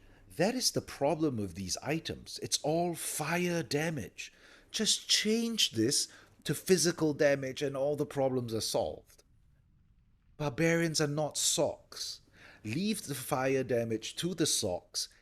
Make physical damage a barbarian thing. Stop trying to give us fire damage. It's useless to us. I don't understand why they keep trying to push fire damage on our class. It's just not, yeah, it's not, no. Okay, so now, Ramalatni's, this is a very good change. Okay, Ramalatni's sorely needed this change. I haven't found a very good one yet, but so that physical damage, changing the vulnerable damage, really makes this worth taking now. Though, in my opinion, it would have been better if they actually replaced the chance to restore primary resource. If they replaced the lucky hit one with vulnerable, that would have been even better. That's just my opinion, right? But yeah, so next one we have 100,000 steps. This is an extremely good change. Now, why is this a good change? Okay, right. The reason why I never took, obviously I've used it in experiments, but the reason why I never actually bothered using this and incorporating this in the build is because it didn't have movement speed. And if you've ever tried using this pair of boots without any movement speed, the Barbarian is a painfully slow class to play. So yeah, though I am very surprised that they updated, they swapped damage to stun enemies with movement speed, but they left the dexterity there. In my opinion, doesn't really make sense. They should have just at least, done two things. Replace the stun damage with movement speed, change the dexterity to strength.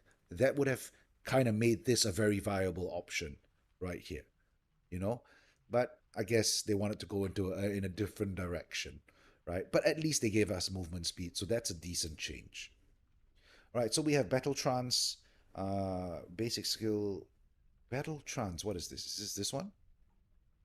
Right, this is the Frenzy one. Okay, what is this? Basic skill affix replaced with cooldown reduction. Okay, that's a good change. Is it a good change?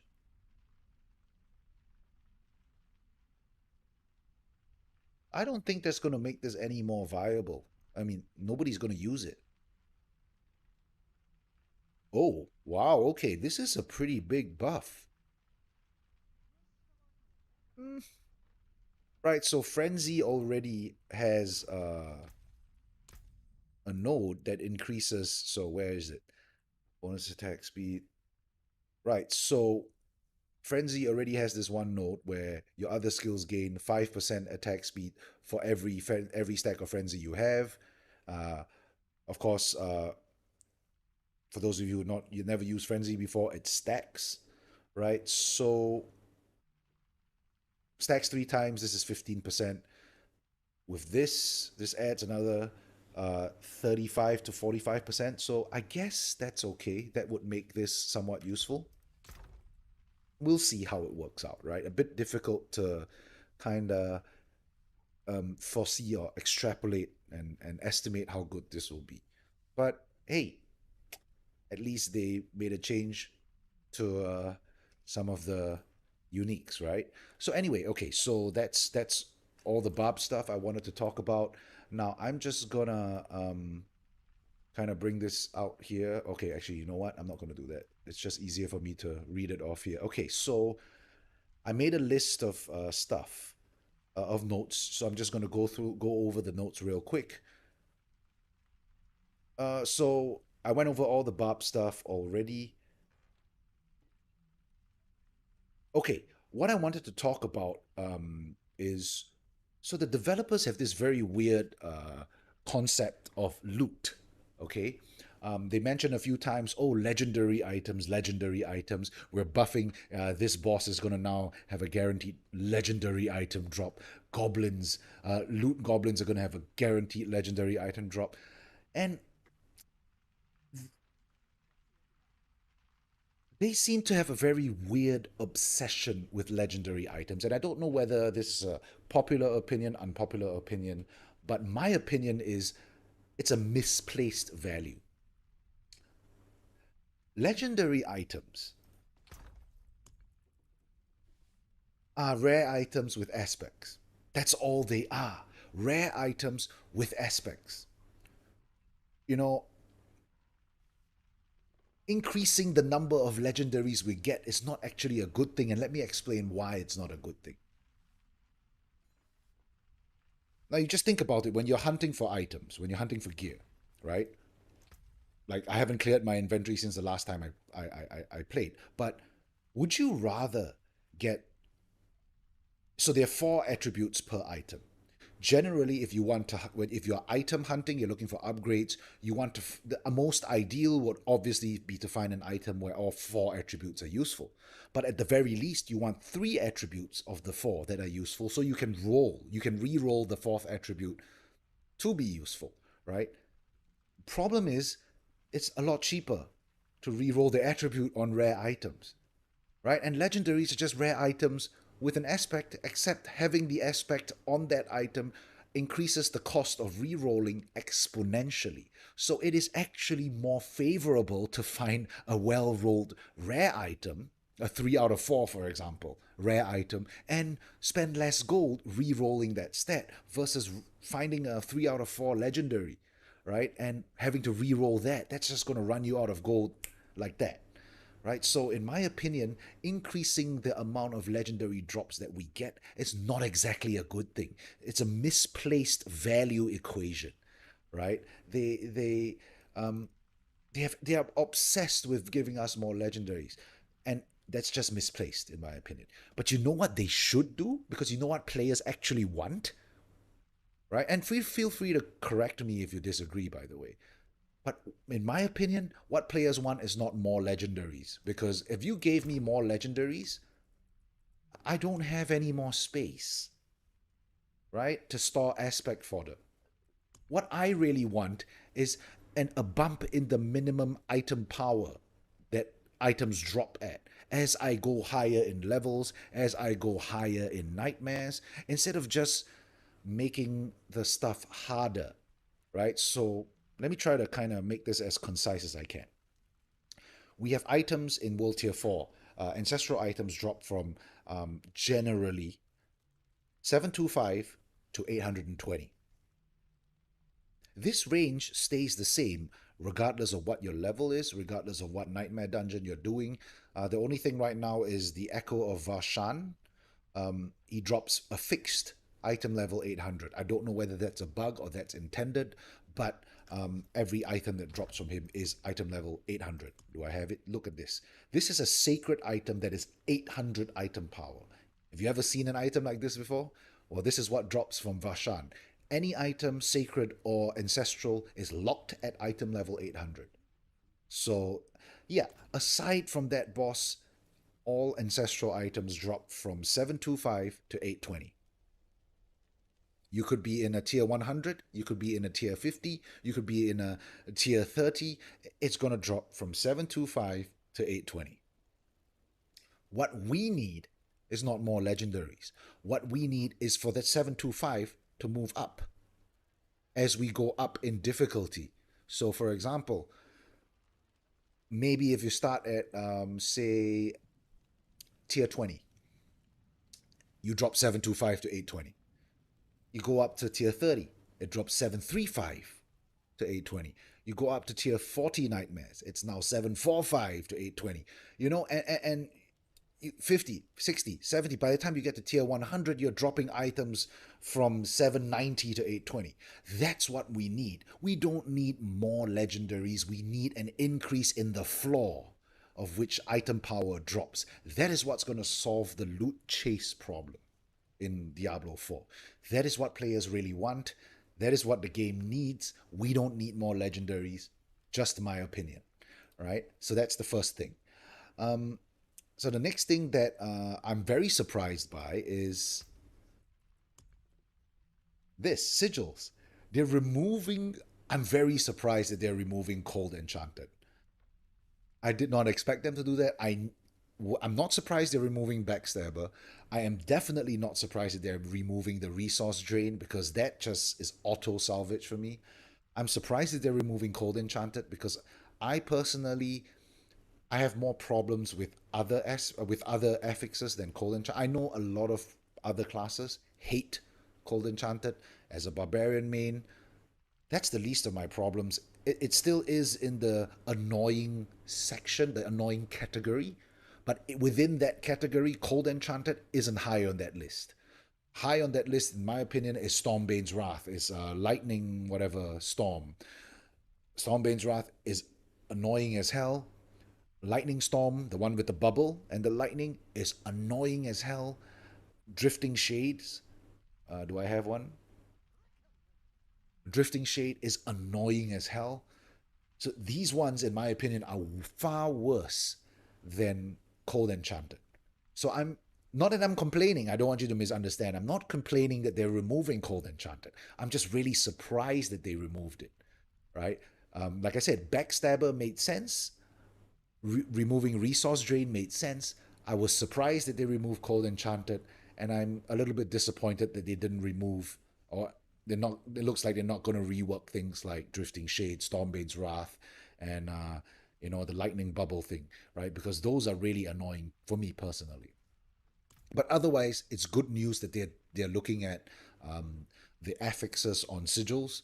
That just means that it's something that we can see them doing further down the road, continuously improving on that. So that's a good thing.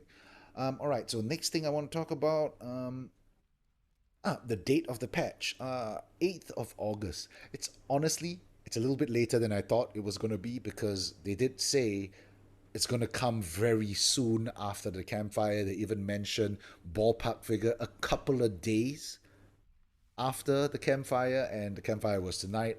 A couple of days, even if I wanted to stretch it to 4 days, it's still Monday or Tuesday, right? Well, the 8th is the following week, so it's a bit later than I expected it to be. A little bit disappointed. It's not the end of the world, though. Just wanted to note that I'm a little bit disappointed by the date of the patch. Okay, so what's next? They talked about resistances in the Q&A and how they wanted to fix. They were considering ways to fix it. In my opinion, they think it's really complicated, and I don't deny that the internal systems are really complicated. But I think a very good band-aid fix, temporary fix for now, which doesn't sound like it's something very difficult to implement, would be change rings to all resist. I mean, they talked about how it's unpredictable, right? It's unpredictable that players, they can't predict what resistances players will have. Well, that's a simple fix. If you made everything, these three things, just like how armor pieces just give generic armor, right? There's no armor against something. It's just generic armor. Just make all jewelry give all resist. So that way, on a base level, all players are going to have equal amount of certain amount of resistance, right? To all resistances. And that makes the game a lot easier to balance. So that's the first thing.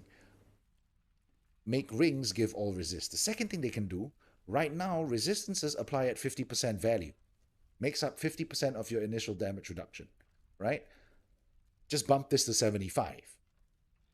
I think that would solve majority of the problems as not a permanent fix, but as a band-aid solution whilst they work on whatever they want to work on. I think that this would be a pretty good band-aid solution. Increase the effect of resistances to from 50 to 75% and give all resist on all three jewelry pieces. Problem solved. If you want to stack more resistance, you can always stack it via boots. You could have one resist here. Helms have a space for one resist as well, so you could do that. Yeah. All right, so let's see. What else did I take note of? Okay. Overpower. Right. So I'm kind of disappointed they didn't talk about Fortify, because if you watch my previous videos, you know that I feel Fortify is an issue for barbarians, but I guess maybe not everyone feels that way. They didn't get much feedback on Fortify, so they're not going to do anything about it right now. Okay, that's fine. But they did talk about Overpower, and I think, personal opinion again, I think their understanding of the problem with Overpower is wrong. The problem with Overpower is not that it's being overshadowed by crit and vulnerable damage. It's not the problem with Overpower. The problem with Overpower is that it is not reliable. And there is no way, at least for a barbarian as an example, there's no way for a barbarian to get to the point where they can reliably overpower stuff. You know, they mentioned that, oh, Critical Strike is RNG. We don't want it to work like Critical Strike. Well, here's the catch, right? Here's the interesting thing about Critical Strike. There is no crit cap in Diablo 4. You can actually stack a very, very high amount of crit. So yes, Critical Strike is an RNG stat, but you can build towards a point where Critical Strike is no longer all that RNG. So you can actually build to remove the RNG from Critical Strike. And that makes Critical Strike a very reliable stat. So the problem with Overpower has got nothing to do with it being overshadowed. It's just got to do with the fact that it's not a reliable stat. We do not have enough tools to make Overpower a reliable damage source. You know, I can give you a few examples, right? So, just in the Codex,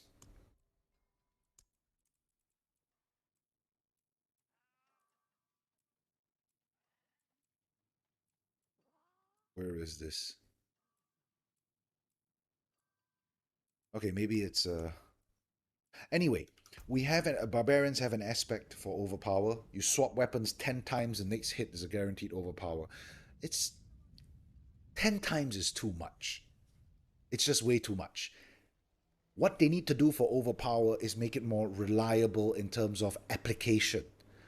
It's not that it's underpowered, it's that we can't proc it enough. We need to be able to reliably predict when we're going to be able to overpower. We're going to need ways to be able to trigger overpower a lot more often and a lot more reliably. And if they can find a way to do that, they would solve the overpower problem, right? So that's what I mean when I say their understanding of what the problem with overpower is, in my opinion, is wrong. It's got nothing to do with it being overshadowed by crit and vulnerable damage. It's got everything to do with the fact that overpower is just not a reliable stat. We can't reliably trigger. Even if you build for the maximum in overpower triggering, you run bash, you run the overpower glyph, you run the overpower aspect, you're still not going to be able to reliably trigger overpowers for it to be useful. If they double the current existing overpower triggering, that might actually go further a longer way into making overpower valuable or viable, right? So that's the direction I think they should take, not so much the overshadowed department. Now, so just one last point I want to talk about before I end the stream is my thoughts on critical strike damage and vulnerable damage, how I think they can fix it. So, okay, critical strike damage is not an issue. Every game has critical strike damage. This is how crit works. I don't think it needs to be nerfed. I don't think it needs to be buffed. I don't think it needs to be changed. This is just how critical strike damage works in every game. Now, vulnerable damage, on the other hand, now the solution is really simple. So clearly, vulnerable damage has a higher impact than they intended for it to be. The solution is very simple. Just make vulnerable damage additive. Okay, so damage versus close, damage versus healthy, damage versus injured, damage versus vulnerable targets. Make it an additive stat. That solves all the problems. I mean, I know it's a nerf, but hear me out. Make vulnerable damage additive. Damage versus vulnerable. Then create 3 different buckets. 1 damage bucket for damage versus, one damage bucket for damage while, and 1 damage bucket for damage with. See, the problem with the damage formula in Diablo 4 is not that vulnerable is too powerful. It's not that crit strike is too powerful. It's got nothing to do with that. The problem with Diablo 4's damage formula is that we only have 3 or 4 damage buckets, and every player actually has the capability of building every single one of these buckets. That's the problem. If you allow the players to build into every single one of the available damage buckets, it makes every single one of these buckets mandatory. That is the problem with the damage formula in Diablo 4. Every single bucket can be built into by every class. Therefore, every single bucket is mandatory. If you gave us more buckets than we can build into, now we are in a situation where not every bucket is mandatory. If we had 1 bucket for critical strike, 1 bucket for primary stat, 1 bucket for vulnerable damage, 1 bucket for overpower damage, 1 bucket for damage versus, 1 bucket for damage while, 1 bucket for damage with. That's, 6 or 7 buckets. No class is going to be able to build into all 6 or 7. They're going to have to pick 3 or 4 of them to focus into. And what have you created right there? We've created a situation where damage buckets are no longer mandatory because you can't take all 6 or 7. You have to pick 3 or 4, right? And all they need to do beyond that is just to balance each bucket. That's all. Simple fix in concept. Maybe it's very difficult to implement from a technical perspective, but in concept, this fix is how they're going to fix vulnerable, and it's a simple concept to understand. Yep, so yeah, that's basically all I have to say with regards to today's dev stream. Of course, like I mentioned earlier, I'm going to be clipping this whole thing and I'm going to chop it down to something a little bit more digestible and posting the video up so that folks can see my thoughts in a more concise format. But yeah, anyway, thanks for stopping by, lurking in the stream, and all that. I appreciate it.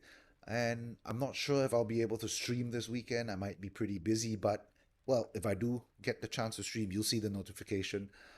Otherwise, thanks for hanging out, folks. I'm going to hit the sack, and good night.